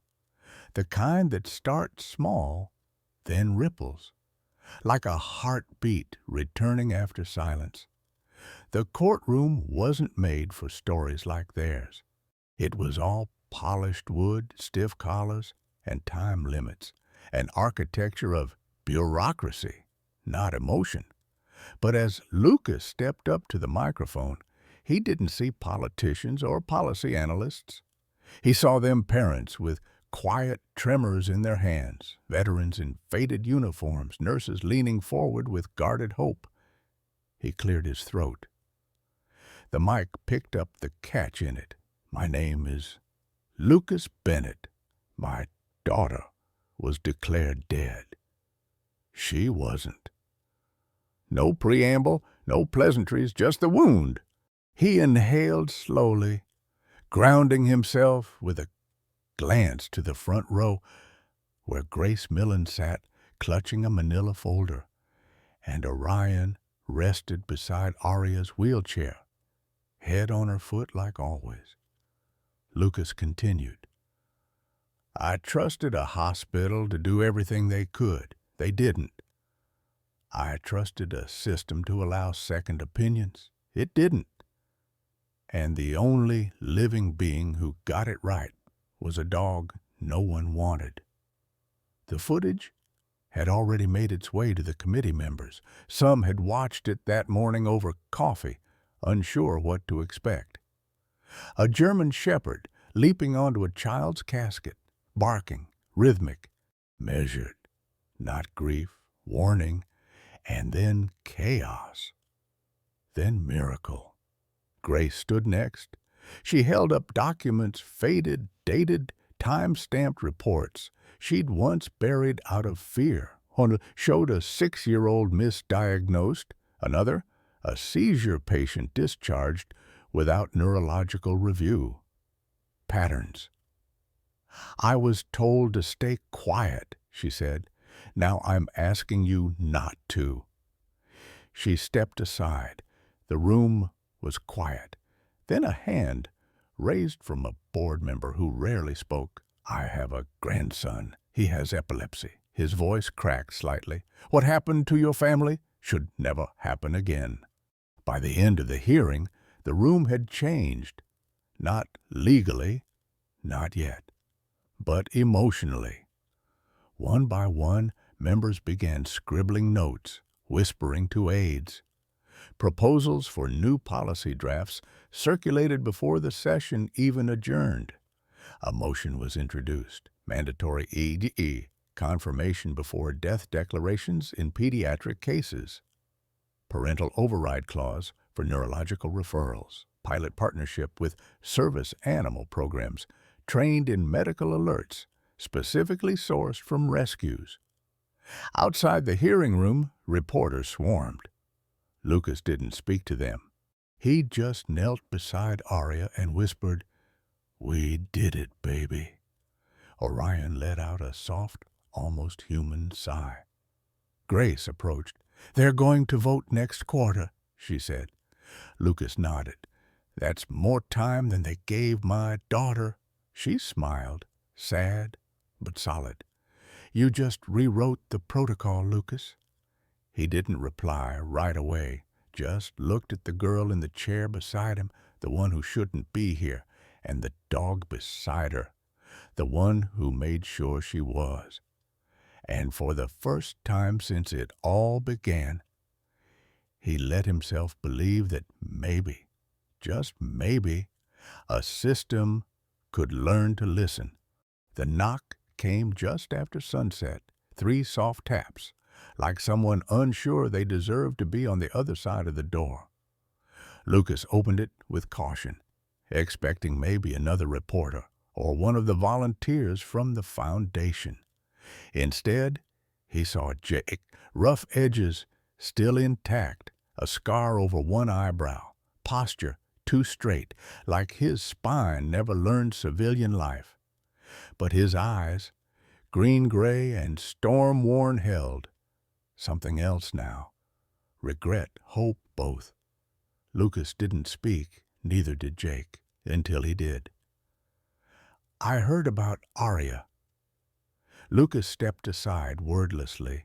Jake walked in like a man who'd been waiting a long time to come home, but wasn't sure the locks would still work. They sat at the kitchen table with old mugs between them, the kind stained from years of use, too familiar to throw away. Jake stared down at his untouched coffee. "I wasn't there. For her, for you?" "You were in prison, Jake," Lucas said, but there was no anger in it, just fact. Jake gave a half laugh. "Yeah, but that ain't the only place people disappear." Lucas exhaled through his nose quietly. "You still talk in riddles." Jake smirked. "Only when I'm nervous." He finally met Aria the next day. She was in the therapy garden working with Orion and Danielle, the rehab coordinator. Her wheelchair cast long shadows across the mulch path. Her hands trembled as she tried to toss a treat toward Orion's paw. It missed by a foot. Jake just watched. No commentary, no performance. And when Aria finally looked up, squinting against the sun, He raised a hand in greeting and said simply, "I'm your uncle. I came late, but I ain't leaving again." She didn't respond, still working on speech, but Orion walked over, sniffed Jake's boots, then sat beside him. Lucas saw it from the window. He knew what that meant. Orion trusted him. That was enough to begin. That evening, Jake offered something unexpected. "I want to help." Lucas glanced up. Jake continued, "I've seen what this place is becoming, what you're building. You don't need another donation. You need someone who knows how to keep things standing. Trucks, schedules, logistics, inventory, staff, security protocols." Lucas raised an eyebrow. "And parole lets you handle all that?" Jake gave a small grin. "Not yesterday it didn't. But word gets around when a dog saves a kid's life during her own funeral." Lucas paused. "You serious about this?" Jake nodded. "Dead serious. I want it in, not because of guilt. Because I finally have something to offer that doesn't come with a weapon." By the end of the week, Jake had keys to the storage sheds, a laptop with foundation software, and a cluttered office trailer where a hand-drawn to-do list grew longer by the hour. He worked like a man paying a debt no one asked him to repay. And every time Aria passed by in her chair, he tipped his cap and said the same line. "Keep that pup in check. I heard he outranks me." And every time she smiled, not the kind that lights up the room, but the kind that says safe. There was something poetic about the way the first shovel hit the dirt. It wasn't loud. It wasn't ceremonial. Just the solid, unremarkable thud of change beginning. The sun had barely cleared the ridgeline when Jake marked the borders of the new therapy wing. Lucas stood beside him, holding the blueprint like it was some fragile map to a future that hadn't existed before Orion's bark broke the silence of Aria's funeral. Now, here they were, building something from the ashes of everything that almost ended them. The sanctuary pulsed with life. Old storage sheds were cleared. Fencing was repaired. The cracked walkway near the kennels was replaced with a gently sloping path, wide enough for wheelchairs and wagging tails alike. Volunteers came, some with tool belts, some with stories. One was a mother whose autistic son had begun sleeping again after meeting Orion.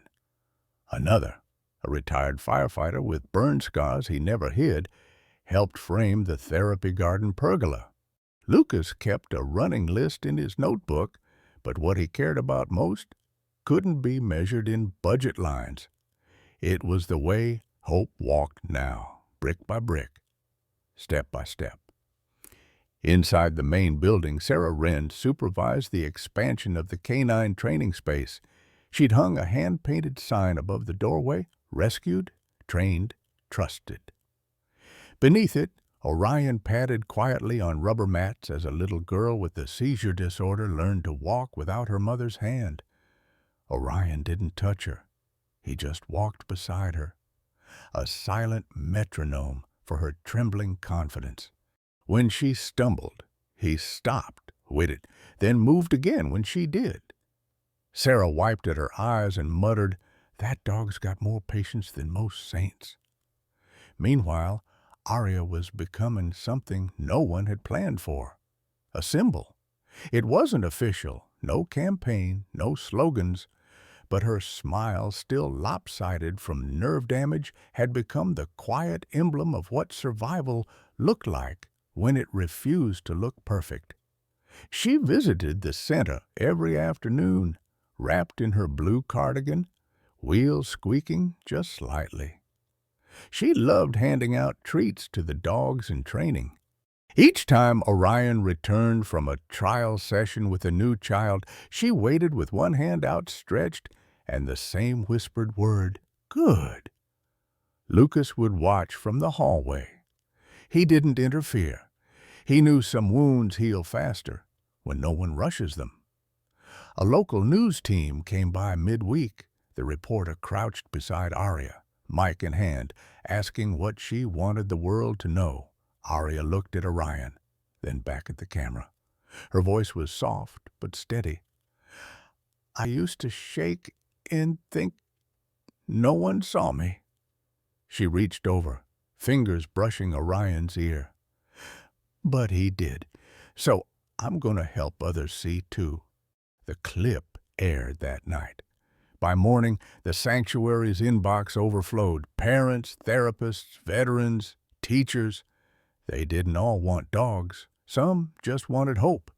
Others asked if Arya's story could become their child's too. In the staff trailer, Jake updated the progress board with a dry erase marker. Next to therapy unit and admin office, he wrote something new. Phase 3, outreach. He paused, then added 2 words beside it. Arya's tour. When Lucas saw it, he didn't speak, just nodded and smiled. Because it was true. The girl they thought they lost, the one a dog pulled back from the edge, had become the quiet center of something bigger. And so the work continued. No ribbon cuttings, no politicians. Just people showing up, laying paths wide enough for wheelchairs and paws, laying futures brick by brick. The community center auditorium was packed with folding chairs, rows of cautious parents, and local therapists lining the walls.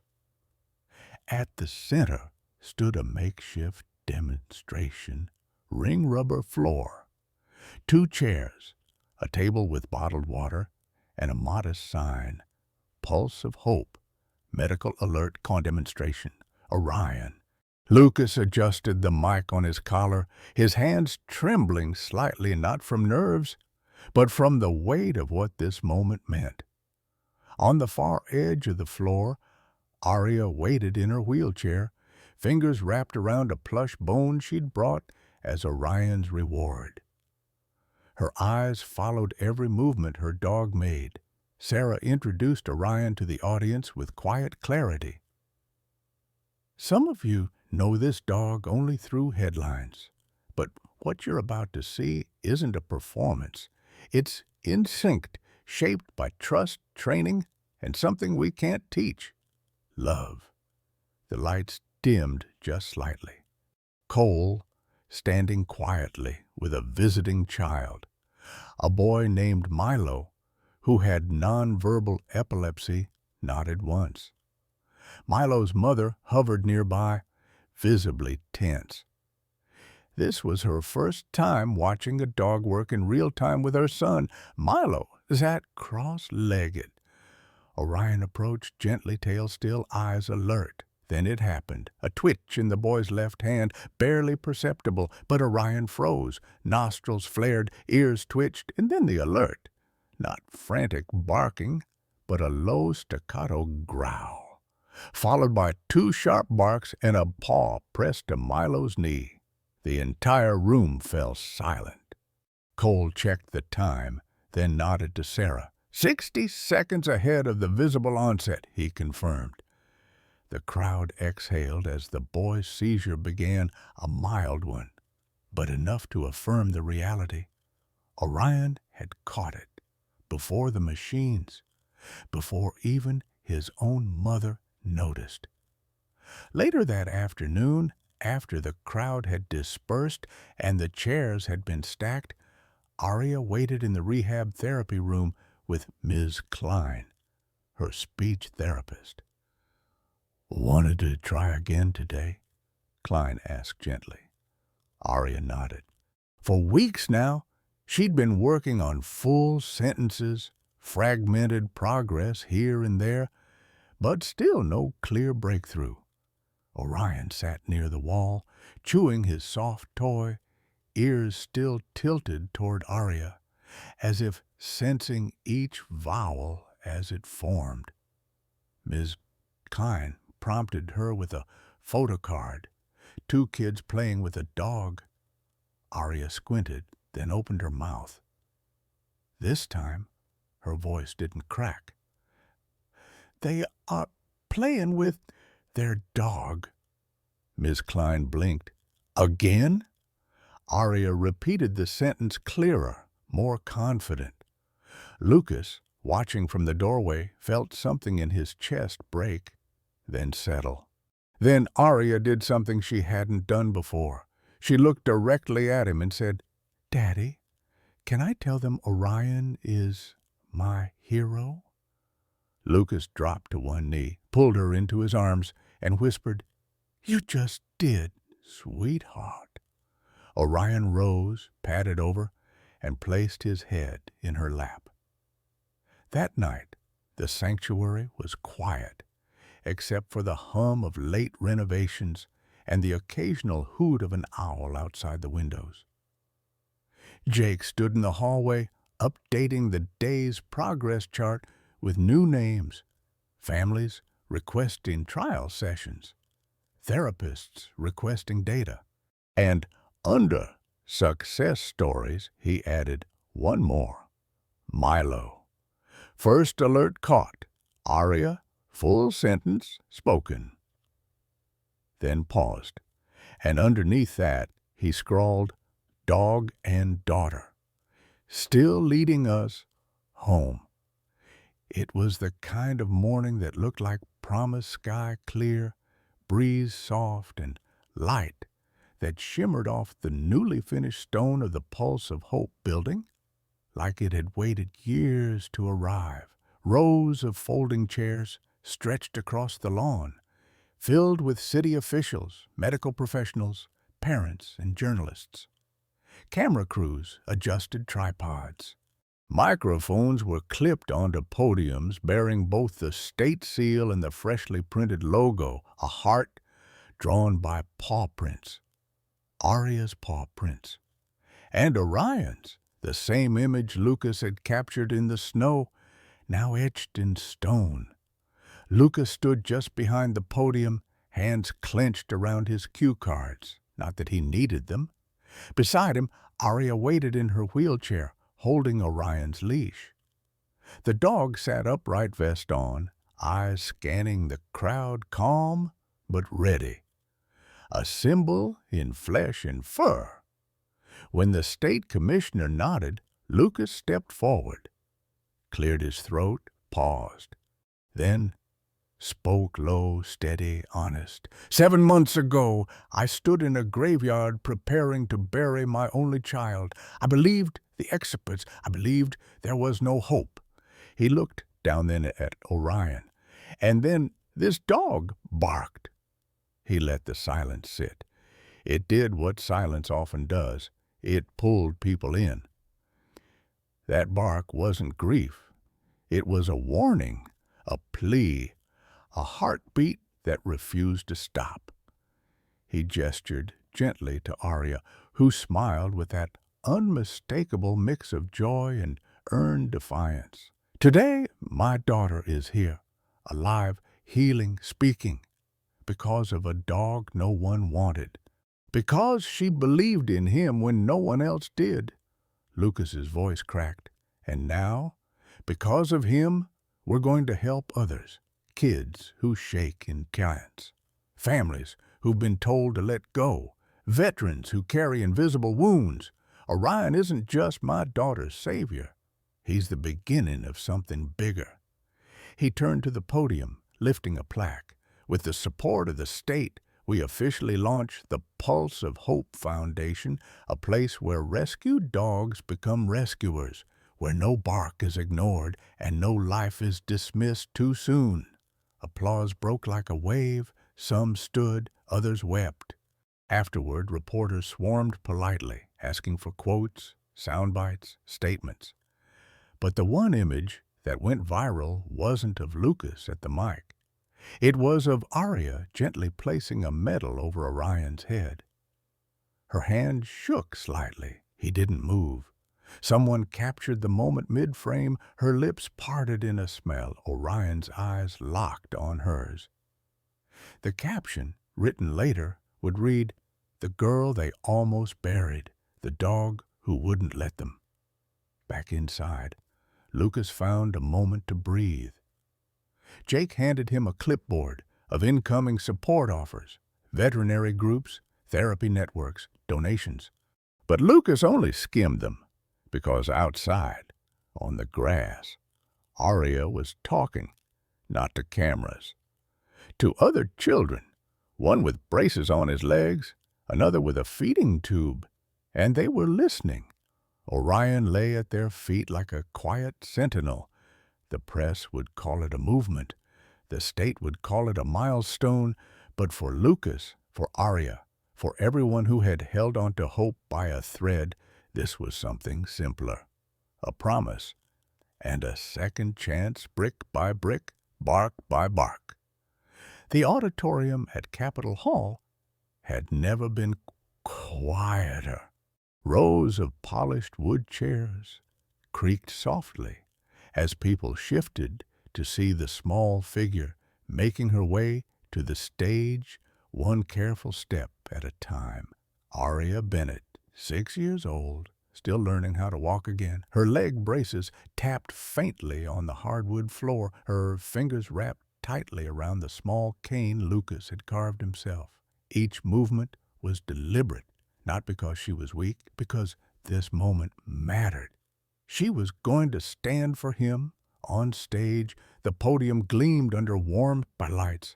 The governor stood to one side, holding a red velvet box. Beside her, Lucas stood in his formal suit, eyes misting, and seated near the edge of the platform was Orion vest freshly brushed, a soft glint in his collar tag, ears forward, a hero waiting to be called. The ceremony was being streamed live. Local news, national networks, overseas stations. But inside the room, it still felt small, human, sacred. Aria reached the steps. A tremble ran through her knee. The audience held its collective breath. Lucas instinctively stepped forward, but Orion beat him to it. He rose from his spot, walked to the base of the steps, and looked up.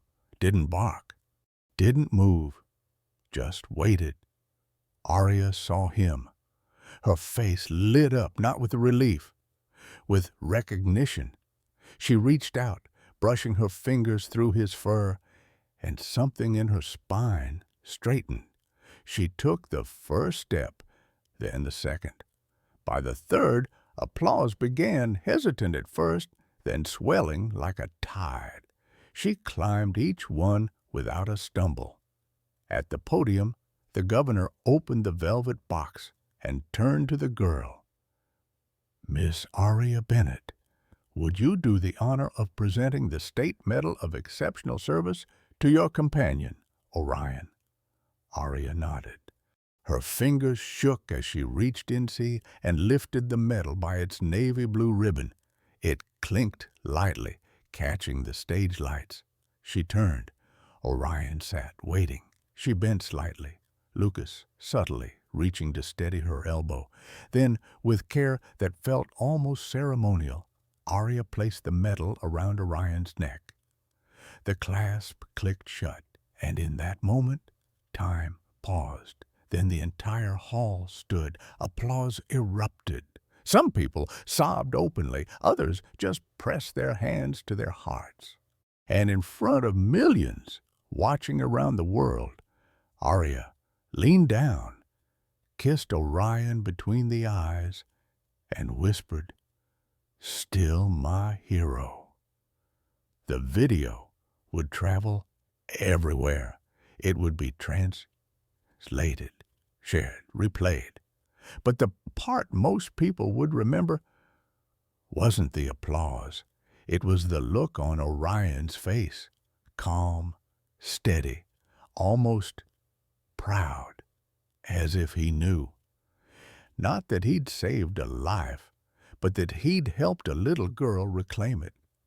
After the ceremony, as photographers clicked and officials gave statements, Lucas knelt beside his daughter. "You did it," he whispered. Arya smiled through tears. "No, Daddy, we did." Orion licked her hand. The trail looked smaller now.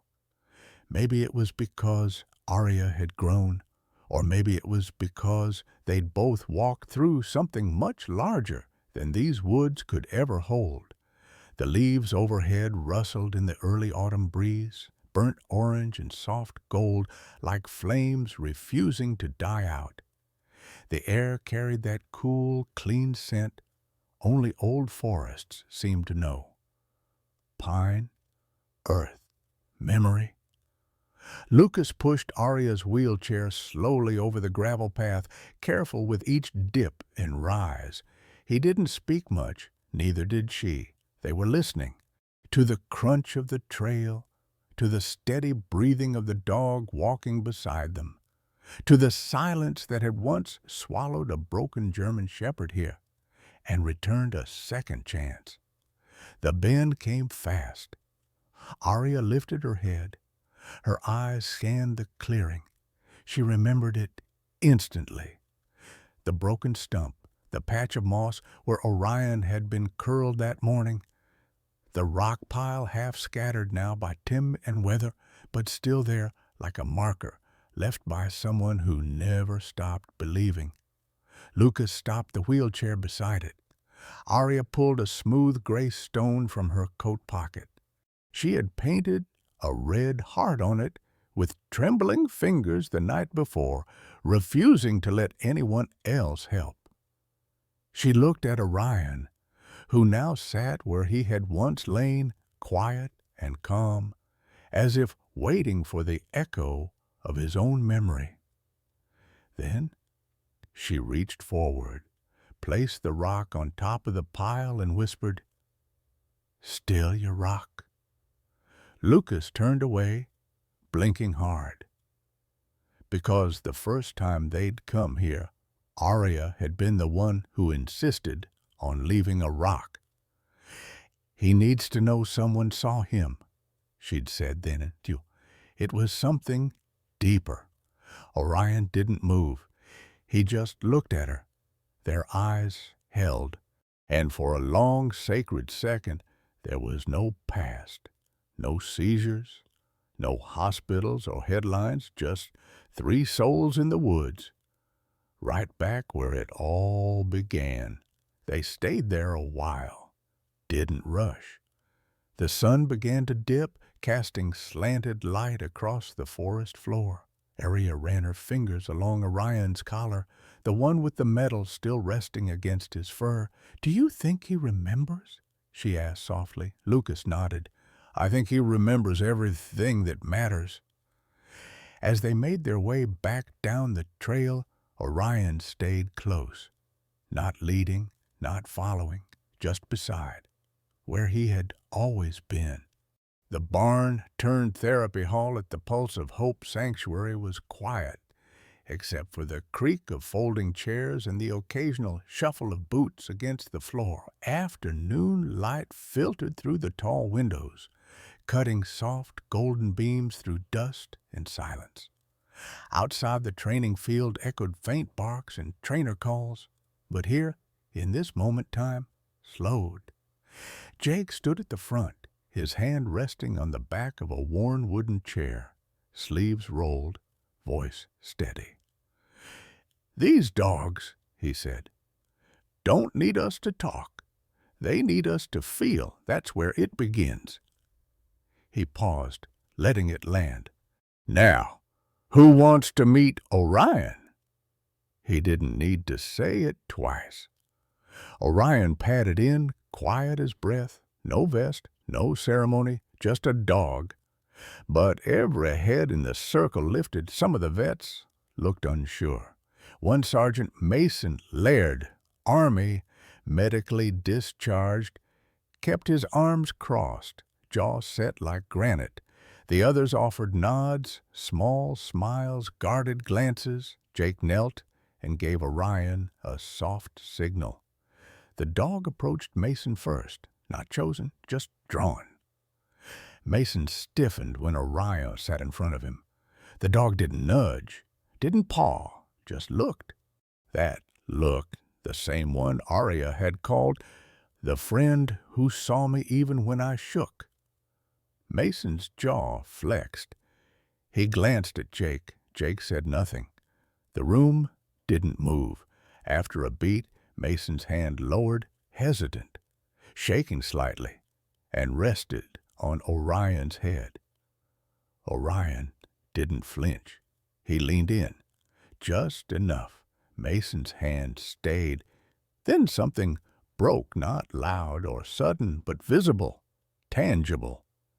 The tension in his shoulders released, like a string finally cut loose, and then, "I used to have one like him," Mason said quietly, voice rusty, like a door that hadn't been opened in years. No one interrupted. "He was with me in Kandahar, saved my life twice. I never said goodbye when they pulled me out. Just—" Mason paused, swallowed, just forgot how to feel since then. His eyes fell to Orion. "But this guy—" He didn't finish the sentence. He didn't need to. Jake didn't clap, didn't move. He just gave Mason a nod, a soldier's nod. Nothing performative. And in that moment, the mission expanded. Because it had never just been about one bark at one coffin. It was about the echoes rippling outward, reaching those who didn't even know they needed to be found. Later that evening, as Jake walked the field with Lucas, he said softly, "We need a new wing." Lucas raised an eyebrow. "Trauma recovery, vets, survivors, people like Mason, people like me." Lucas looked toward the barn where Orion now lay beside Arya, under the fading light. "You sure?" he asked. Jake smiled faintly. "No, but he is." He pointed toward Orion. He went straight to the one we were about to miss. Again. By week's end, Pulse of Hope's new program was announced. K9 Echo Dogs trained not just for detection, but for presence, not just for safety, but for silence that heals. The night had been calm, too calm, Lucas would later say. He remembered the way the wind had stopped outside the window, how the trees stood still as if the world had paused to listen. Inside the Bennett home, everything was warm and quiet. Arya had spent the evening drawing by the fireplace. Orion curled beside her like a shadow stitched to her outline. She'd smiled more that day than any in recent weeks. Lucas had just made hot cocoa, humming an old tune he couldn't place anymore. They were, for once, not surviving. They were simply living. Until the cup slipped from Arya's hand. It shattered on the hardwood, and she followed. Orion barked before her head hit the floor, a sharp cutting sound that split the room in two one-half before the fall, one after. Lucas dropped to his knees, heart in his throat. Arya's body convulsed, limbs jerking in violent rhythm. "Arya, no, no, no, no!" But Orion was already in motion. He circled, positioned his body near hers without touching. His bark became rhythmic, measured warning, an anchor in one. Lucas fumbled for his phone, screaming into the receiver. "She's seizing again! It's worse! Just send someone!" His hands were trembling. His chest ached, like it had cracked down the middle, and just like that, the memories came back. Hospital lights again, the cold slap of disinfectant and panic, the way a hallway could feel like a battlefield. They reached the ER within minutes. The nurse recognized them. That only made it worse. Arya was wheeled in, her tiny body strapped and twitching, swallowed by sterile sheets. Lucas wasn't allowed past the threshold. Not this time. He slid down the waiting room wall, hand gripping Orion's collar so tight the fur knotted between his fingers. He whispered like a man bargaining with ghost. "Not again. Please, not again." Orion didn't bark now. He just leaned in, solid, still. And in that trembling silence, Lucas broke. Memories he'd buried came flooding back. The almost funeral, the coffin, the doctor who said irreversible, the bark that defied death. He had believed they were past the worst of it. He had hoped, but healing was cruel like that, always pretending to be linear while hiding its jagged edges in the dark. A nurse stepped out. She's stable, still post-ictal but responsive. Lucas exhaled a breath that felt like it had been trapped for years. Orion licked his hand, just once. Lucas looked at him. She was okay. We were okay. Why now? He didn't expect an answer, but Orion tilted his head and waited. Later that night, sitting at Arya's bedside once more, Lucas watched her chest rise and fall. Slow, labored, but steady. He glanced at Orion, who hadn't moved from her side since they'd arrived. "She's not cured," Lucas murmured to himself. "She's just surviving." And for the first time, that didn't sound like failure. It sounded like truth. The monitors beeped. A nurse passed. The lights buzzed faintly above. And through it all, Orion stayed still, eyes locked on the girl who once saved him, now needing saving again. Because the road to healing wasn't a straight line. It was a circle of bark and breath, of hope and hurt, and they would walk it again, together. The hospital cafeteria at 2:07 a.m. was less a place to eat and more a sanctuary for the shell-shocked. Everything smelled like burnt coffee and antiseptic. The flickering vending machine light buzzed against the silence like a bad memory that wouldn't shut off. The few people seated were either half asleep or staring through plastic cups of tea souls floating just above the surface of their own exhaustion. Lucas sat alone at a corner table, Orion lying at his feet. He hadn't planned to leave Arya's room, but the nurses had insisted. "10 minutes, Mr. Bennett," one had said gently. "Just breathe. We'll call if anything changes." So now he sat there, a paper cup in his hands, too cold to drink, too warm to toss. His fingers trembled slightly from fatigue, from the memory of blue lights and sirens that still rang in his ears. "Excuse me," a voice said, tentative. Lucas looked up. A man mid-30s, worn baseball cap, military haircut, but civilian clothes, stood near his table, eyes cautious but heavy with something more. "Are you the guy from the news? The one with the daughter and the dog?" Lucas nodded slowly. The man sat down before he lost his nerve. "I'm Jacob. My son, Eli, he's 7, got diagnosed tonight. Seizure came out of nowhere. I didn't even know what it was. He just collapsed at school. They told us it's going to be a long road." His throat tightened on the last words. Lucas studied him for a moment. Jacob had that look, the one Lucas saw in his own mirror just months ago, a look that said, "I'm not ready, but it's already happening." Lucas set the cup down. "What do you know so far?" Jacob shrugged, voice shaky.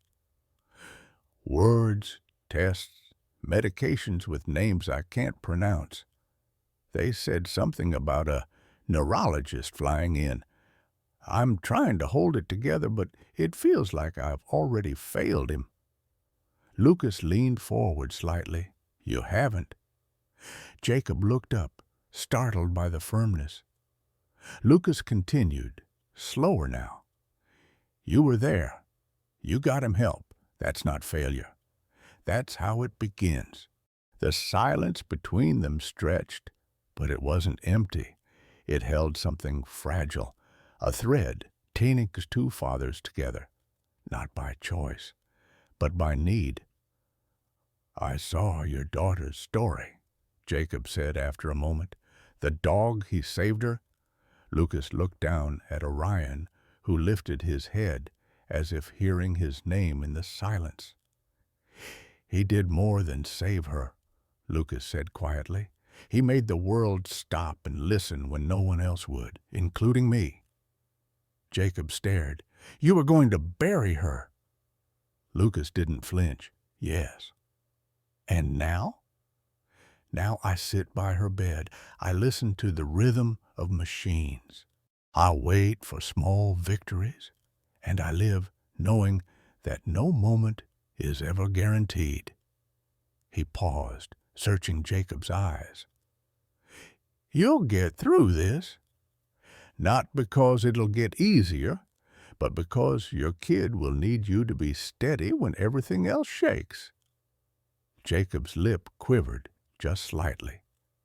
Lucas reached across the table, placed a hand on his shoulder, not as a hero, not as a name in the news, but as a father. And for the first time since Arya's collapse, Lucas didn't feel like he was barely surviving. He felt like he had something to give. Not a roadmap, not a miracle, just a present. When Jacob finally stood to return to his son's room, he looked down at Orion. Thank you, he said. Orion blinked, then laid his head back down. Lucas smiled faintly. He listens, he said, even when you can't find the words. As Jacob disappeared down the hallway, Lucas stayed behind, hand resting on Orion's back. The coffee had gone cold, but something else had warmed. For the first time in months, Lucas no longer saw himself as the man in the storm. He was the lighthouse now. The hum of the hospital had become its own kind of lullaby. Monitors blinked with soft mechanical patience. Outside the window, the first hints of dawn began peeling darkness from the horizon. But inside Arya's room, the world remained frozen in that breathless in-between. Lucas sat beside her bed, his hand curled gently around her fingers. Her breathing was shallow but even, and Orion hadn't moved all night. He sat like a sentinel head lifted, ears attuned to rhythms no human could hear. His chest rose and fell with a calm, born not of rest but readiness. De Montgomery had said the last seizure might have disrupted some of the progress. But Arya was stable, sedated, recovering, at least. That's what the chart said. Then, without warning, Orion's head snapped up. His entire posture shifted rigid, focused. The bark came a second later, once, then twice. Sharp, intentional. Lucas jolted upright, eyes locking with Orion's. No! He turned to Arya. Her eyelids were fluttering. Her chest, just moments ago rising with ease, now trembled. Orion barked again. Lucas was already at the door, slamming the emergency button. Code white. Room 217, she's seizing. Nurses rushed in, but Orion didn't flinch. He remained at her side, watching, tracking, warning. Montgomery appeared within seconds, his coat half on, voice calm but urgent. Vitals? Dropping. She's slipping. No, wait. Orion barked again, this time closer to her ear, not loud, not jarring, just present, like a hand reaching through fog. And for a moment, no longer than a breath, Arya responded. Her hand jerked, her lips trembled, a pulse, faint but clear, registered on the monitor. "She's fighting," the nurse whispered. Dr. Montgomery worked quickly, adjusting her meds, stabilizing the IV, calling out numbers Lucas didn't understand. But amid the tangle of wires and words, Lucas kept his eyes on one thing: the dog. Orion wasn't frantic. He wasn't panicked. He knew. The neurologist finally stepped back, sweat on his brow, voice lower now. "She stabilized, barely, but we caught it." Lucas exhaled, only then realizing he'd been holding his breath. "She would have gone under the radar again," the nurse murmured, glancing at Orion. Dr. Montgomery nodded. "He's giving her minutes that medicine can't." Lucas knelt beside Orion, his hand moving to the thick fur around the dog's neck.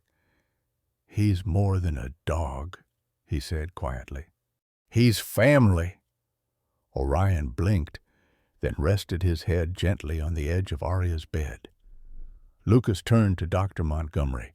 "Is this going to be the rest of her life?"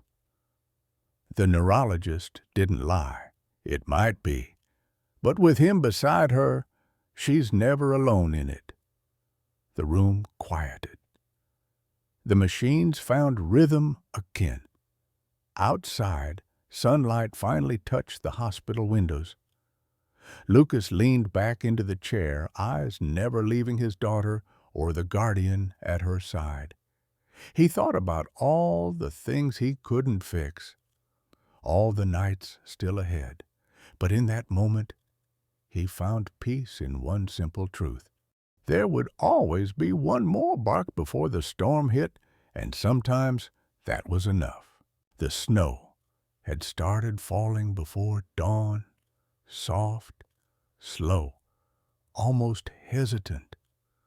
By mid-morning, Windmere was blanketed in white, every tree branch etched with powdered light, every rooftop softened as if the world itself had exhaled.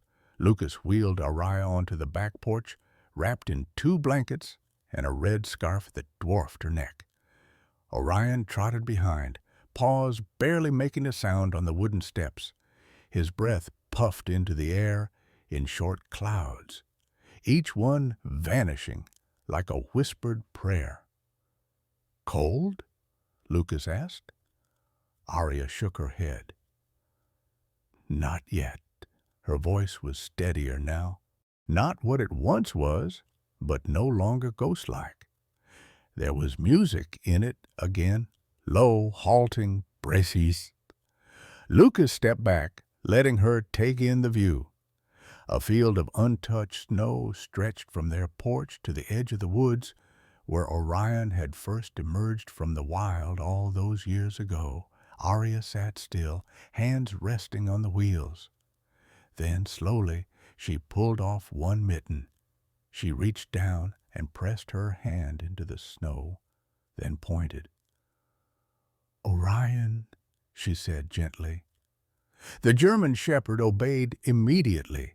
He stepped into the snow in front of her, paused, then turned his head. "Pause," she whispered, and he began.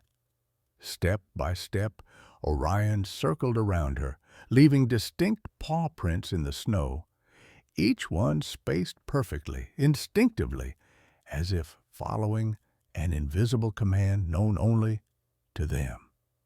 Lucas watched, heart tight, camera in hand. By the time Orion completed the loop, the snow had revealed a shape, not just a ring, not just a path, a heart, an imperfect, lopsided, open-ended heart that enclosed Arya and her chair like a living symbol of everything they had survived. Lucas gasped softly, and Arya's eyes wet with recognition, smiled the kind of smile that made the air warmer. "It's us," she said, barely above a breath. Orion walked to her side, brushing against her leg. His head settled on her lap like it had 100 times before. Lucas lifted the camera. He clicked once, then again. The shutter sound echoed louder than it should have in the still morning air. That photo aria, wrapped in red and laughter, Orion curled inside a heart made of paw prints and persistence, would become more than a memory. It would become a message. Later that night, Lucas stared at the photo on his laptop. The snow, the dog, the girl, the shape of something bigger than words. He didn't need to add anything, just a name, pulse of hope. And somewhere in the quiet room, as Arya drifted to sleep and Orion lay curled by her feet, Lucas whispered to the glow of the screen, "Not all logos are made in studios. Some are carved by love into snow that doesn't last, but changes everything." The first email came from Tokyo.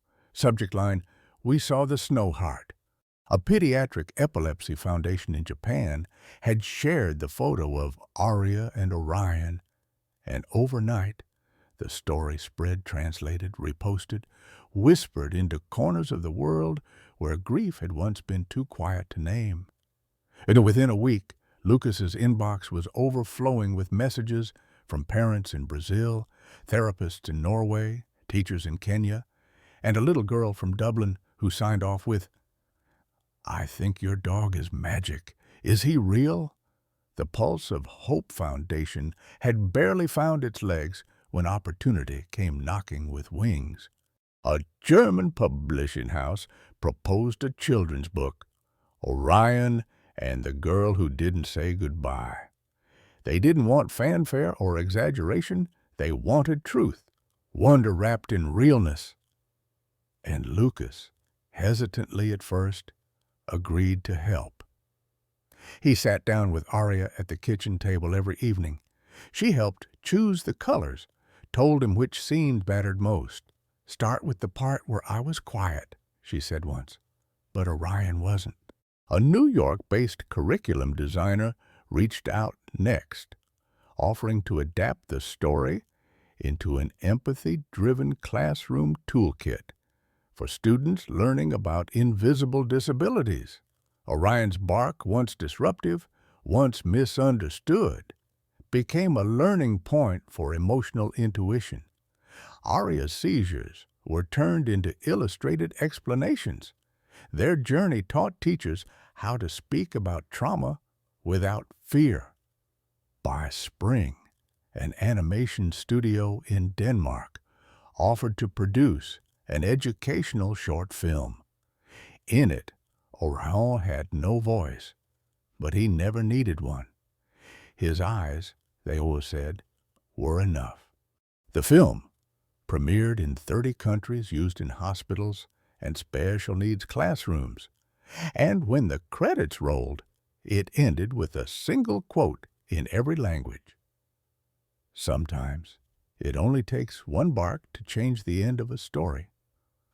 At home, Lucas watched it with Arya one night, her head resting on his shoulder, Orion curled beneath their feet like always.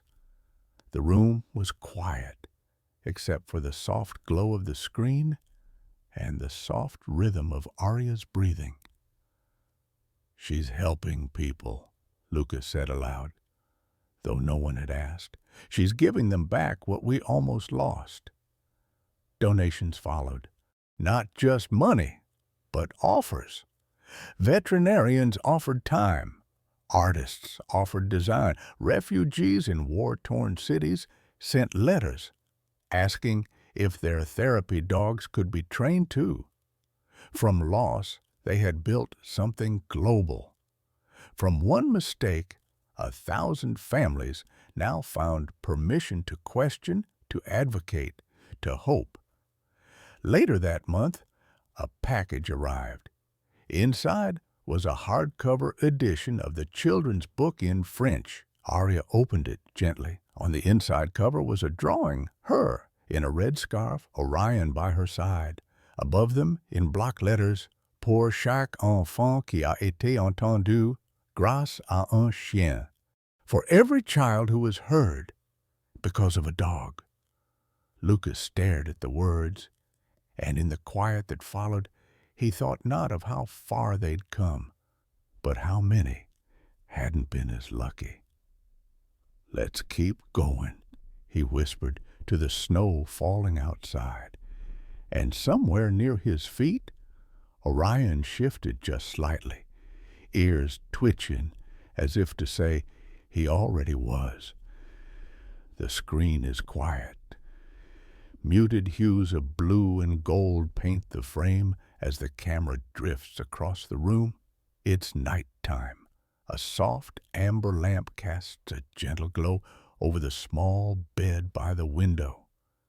Outside, snow falls again like it always does in Windmere. Not harsh, not loud, just steady. Arya sleeps with her cheek pressed into the pillow, curls spilling across her face.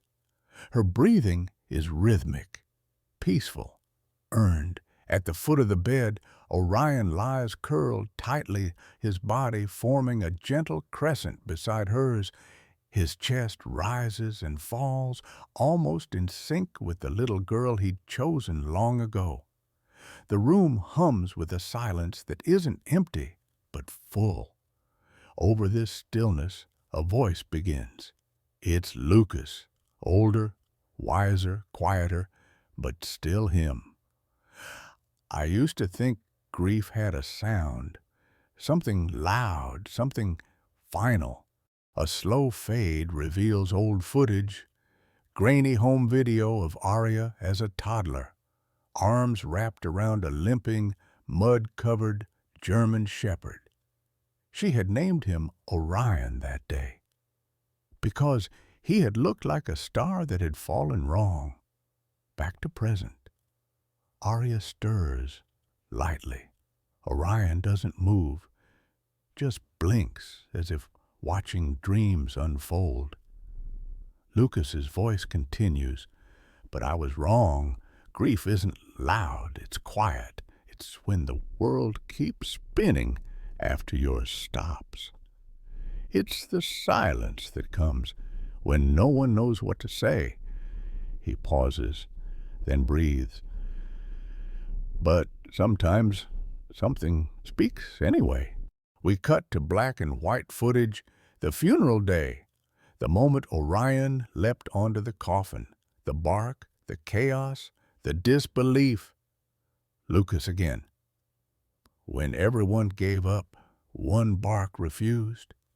Fade into Arya's hospital recovery, her hand twitching, her lips forming his name. Then the first steps, the rock in the woods, the therapy room with children, the snow heart. "That bark saved my daughter." Back to the quiet bedroom.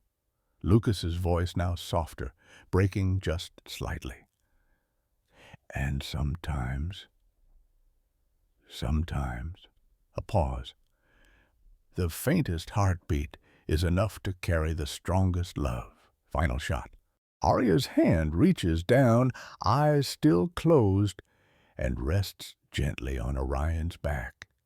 He doesn't move, just leans in, then cut to black. A few seconds of silence, then in white text against the dark. "Dedicated to every soul that was nearly lost, but found again because someone listened." In a world too often defined by noise, Orion reminded us that some of the most powerful messages come in silence and in the loyalty of a dog who refuses to look away. This story is more than a miracle. It's a tribute to second chances, to the fierce love between a child and her dog, and to the unspoken bond that can defy even the finality of death. Orion, a German shepherd, once discarded and broken, became more than a service animal. He became a lifeline, a hero, a symbol of everything we often overlook: instinct, compassion, and presence. Let this be a reminder that animals feel, protect, and love in ways deeper than we know. That every rescue is a chance to rewrite a life. That even in the face of impossible odds, love can prevail not always loudly, but steadily. May we honor them, the dogs who wait, who serve, who heal, and may we listen closely. Because sometimes a single bark, a faint heartbeat, or a gentle paw on the chest is all it takes to change a life. Love animals, respect their gifts, and never underestimate the soul behind those watching eyes.